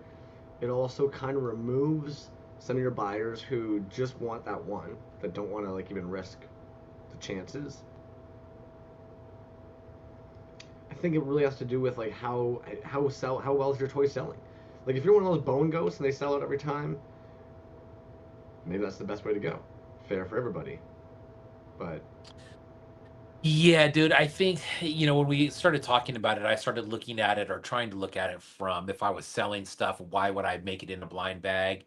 And then if I was buying something, kind of what's my limitation on a blind bag? For me, I think the blind bag, I mean, it's okay, but I would have to really like every single piece in there because I wouldn't want to get a piece and go, fuck, I got that one. You know what I mean? I think as an artist, I think if you do it a blind bag, I think that's a way to sell. Sometimes when you do a drop, there's one or two that don't sell. That's a way to get those out there because someone's going to get those, especially as something that, you only make a limited run and there's a lot of people who want them. But I think the other thing that comes down for me is price, dude. Like, I'm not going to sink a bunch of money into a fucking question mark. You know what I mean? I'm just not going to do it. Yeah, so 100%. and then I've seen companies do this gimmick that I think is just kind of like, oh my, like fuck, dude, like we're let go, let go of my teeth, because it'll be like, or buy a whole box of the mystery minis, because, and I get like Suki's saying in the case that they were directly referencing earlier today, there wasn't a huge assortment. It sounds like it was basically like a run of like one of ones. So right at the top, I'm like, nah, that's not the greatest way of doing that. Like when you look at the toys in the world that successfully do that, they're commercial toys. So it's like they have the commons, uncommons, rares, right? Like that's kind of what lets them do that. Toys on Tap with their kaiju claws, they're kind of in a different place to be able to do that. I know Peach Man at one point they did like the little mini Peach Mans in blind boxes, but I hated that it was kind of like buy one, or you could buy a whole box of 24, and yeah, you'll get some doubles, but it'll at least ensure you get all of them. And you're like, dudes, I'm not, I don't need a fucking display box that I would sell at a store. I'm not a store. Right, And I right. also don't really want to buy like seven and then cross my fingers or trade with my buddies. Like You're not Crazy Bones. You're not Pokemon. Like, you gotta kind of know your audience to a degree, and like who you're selling to, and like what size you're at and stuff. I don't know. Blind boxes, again, for me, I would almost have to see it as kind of like, for whatever reason, right? You're somebody who, you fucking hit the jackpot. You've been quiet under a rock. You put out your toy that you've been sculpting for the last year, and you've got a run of fucking 25 on your table. And for some reason, you now have 40,000 followers because overnight everybody was like, "Oh my god, I need one." Okay, fair. And it just so happens you've already gotten 10 DMs being like, "Hey, that white one with the gold, oh, need it." Okay, fair. Blind box. Sorry, guys. Way more interest than I was expecting. Can't possibly meet the demand. Everybody seems to want very select ones to make it fair. Blind boxes. But otherwise, like, who the fuck are you? Sorry, like I don't even know like what piece we're talking about right now. But that's actually where my brain kind of goes. Like, who the fuck are you? That you think you've made something so sick that in blind bag fashion, people won't give a fuck about the colors or stylings or. Well, see, and I think that's where, as a collector, um, I don't know, man. I mean, I think the one that he was talking about, and I think I know the one that he was talking about, if I remember correctly. And it's like, yes, even if there was 5 or 10 of them, every single one would sell because the demand for this artist and their pieces are at that level where they would be like, yes, somebody's gonna buy them. Perfect. The thing that I don't like about the blind bag for me is there's still somebody deciding who gets what. And Oh if yeah. you're telling me that someone's reaching in a bag and just blindly grabbing a name, I don't believe that, dude. I mean, I Yeah. guess that could be a thing. And and that's the other Pretty thing tough. that's always feels a little bit sketch about the fucking lotteries too, right? Like It's is see, I was gonna say I would almost rather a blind box than a lottery though. Yay, I get to buy this piece. Lucky me. And they're always stupidly expensive. Yeah. But in the lottery, at least you know what you're getting. You know what I mean? That's the other Yeah. thing. There's so many different ways to look at it, dude. I think what's funny is um, there's I think we have a good sense of what the artist is thinking and then what the collector is thinking as well, because I think we interact with a lot of people on both sides of the coin there. But Mm-hmm. it's interesting, dude. I don't know. I mean, like I said, for me, I think I agree with what a lot of people were saying, was that it comes down to a price point thing. um Well, Suki brings up something that like this just kind of happens in general, like across the board. They're selling the artist's name over the actual artwork, and that just puts a bad taste in my mouth. It's like, yeah, like it's there are individuals out there that they want that piece on their shelf because so and so made it, but yeah. I'm not in their head. I don't know if this one time I was in a room and this person said something, and I had that moment of like, wow, fuck yeah, I don't get people. Because this person went to show like a Lady Gaga song to the room, you know what I mean? And we're all sitting there kind of like, read the fucking room. And they threw it on, and their whole thing was like, as if you guys all don't like this. Like, look at this video, it has fucking 46 million plays. And it's kind of like, yeah, like, good, great. And then this person said, I love that. I love that I'm one of those millions of people that recognizes how great Lady Gaga is. And you're sitting there being like, that's like saying like you love being in the great majority. Like you're openly admitting right now that like you kind of just like the norm. Simple, easy, handed to you on a platter, and like that's great, man. I'm glad that that's there for you. Allow Yeah. me to not listen to Yeah, Lady and Gaga. and there's plenty of people in that category who like it, or else those people wouldn't be super mega stars who sell out stadiums on a And that's nightly just it, basis. You know what I mean? right? Like you said, it's in the majority of what it It is. And it's always fun, to, even in music, right? It's always fun to dig a little deeper and find stuff that's not mainstream. yeah. Just like the scene that we're in now, dude. It's nice to, dig into art a little bit, into figure making and toys, whatever your definition of that is, dig in a little more where you find stuff that's not mainstream, and But here we are. but let's be real. Like if any of the dudes that we typically like chat with were just kind of like, I like The Simpsons. We'd be like, how creative and original of you. You know what I mean? I grew up liking He-Man. Ah, no shit. You know what I Yeah. mean? It's kind of like that, you know. So I think that's where a lot of us do. And we said before, when we first get into this scene, I know personally, you start safe. Bootlegs are probably the safest out of everything in our scene. Bootlegs are the safest, right? There's that nostalgic attachment to it. It's vintage. You recognize it. There's no who made this. What is this? Is it a rip off? It's you recognize it. It's easy for you. And then on top of that, you're kind of like, whoa, shit, a rainbow Boba Fett. Yeah, I know. Damn, right? Like you never Yeah. seen that, so you lose it for that kind of stuff. A Greedo, oh, and bubblegum, oh, Yeah. right? Like, just is what it is. Oh, but with Decon and other shows selling out now, this will become a norm, unfortunately. But I can have the benefits while toys getting more exposure. I mean, that's kind of it. And we talked about this before too. You want all the homies to win, but then at the same time, like, are we gonna keep talking about ordinary toys if his account is 100,000 people? Does he need us to? We generally almost kind of like, 20 and under is kind of where we hang. Yeah, I mean, there's just so many out there, and you're right, dude. When you get to a certain point, um, it's still fun to look at that stuff and support those people. I just don't think that. I think you're right, dude. I think when it gets to a certain level, there's not that kind of homegrown push. I think that you know what I mean. Like it gets, it's like for me, killer bootlegs.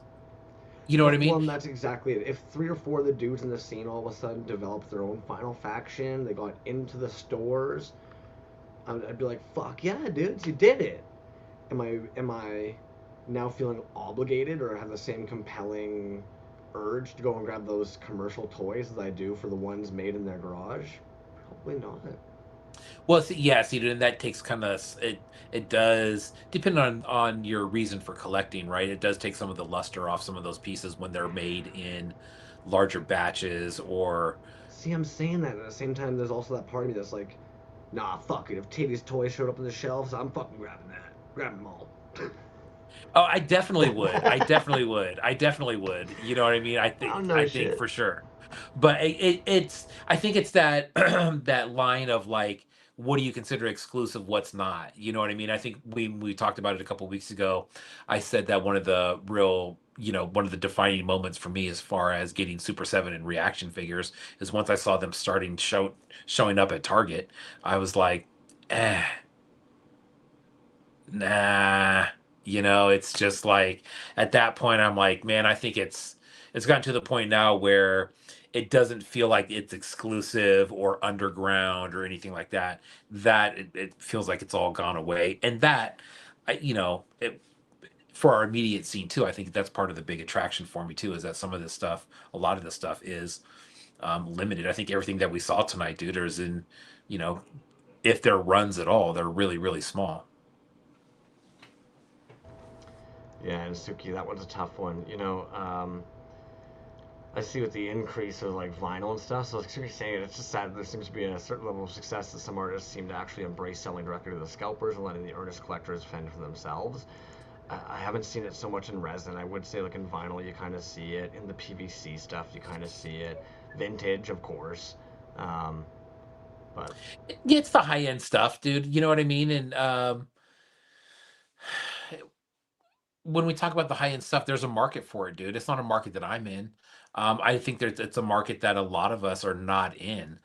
And I think there really is, there's definitely a market for people that are reselling and using it for that period. And then you have got people that are just high end collectors of that stuff that are not reselling it. Safubi King, Richie Manic Safubi, some of these other guys that have like these extraordinary collections, and they're not for sale. You know what I mean? So it's a whole other thing. But I agree with Suki, man. When you start getting that clientele in there where people are just in it to flip it, um, and the fact of the matter is, dude, is like, there's artists out there that work with people that are flipping stuff just to kind of pump that price up and get it up there more and do that. And it's just, I don't know. I think when it gets to a certain point, dude, like that, now you're taking. It's not about the art anymore. You know, and it's apparent when it is about that. I mean, for the people that for the scalpers, I guess I would say, there are, like I said, there are high end collectors that really only dabble in the ultra exclusive stuff, man. And there's um God, dude, I was talking to Slightly Adrift recently, and he's talking about some of the pieces that he has, dude, and I'm just like, that's bananas, dude. But he's a collector, you know what I mean? He's not flipping or anything like that. He just is got some very, very high taste, high dollar taste, man. But there's a market for it too. There it is. Just like there's for some reason a market for us sitting here. A whole 11 of you were like, oh, they've got to say something cool. I know they will. What we got Yeah, coming up they're next week, like, B? they're like, nope, another week with nothing cool. I don't know, man. There's a couple people I'm gonna reach out There you to, go. Nice. Love it. and see what's up, and then I think the next thing I think on our calendar as far as a show, Shrek 2 is coming up. I think Hey, next month sometime. Correct? perfectly timed. There's a new Shrek movie in the works as well, so can't fucking wait for either one of those. Nice. Yeah, that'll All be right. fun, man. That's always been a good show. But yeah, who knows? Next week maybe it'll just be me and you. Maybe not. We'll see what we can Fun razzle times. dazzle up there, buddy. Oh, goodness. All right, dude. Let's Yahoos get on with their evening. Word. Peace.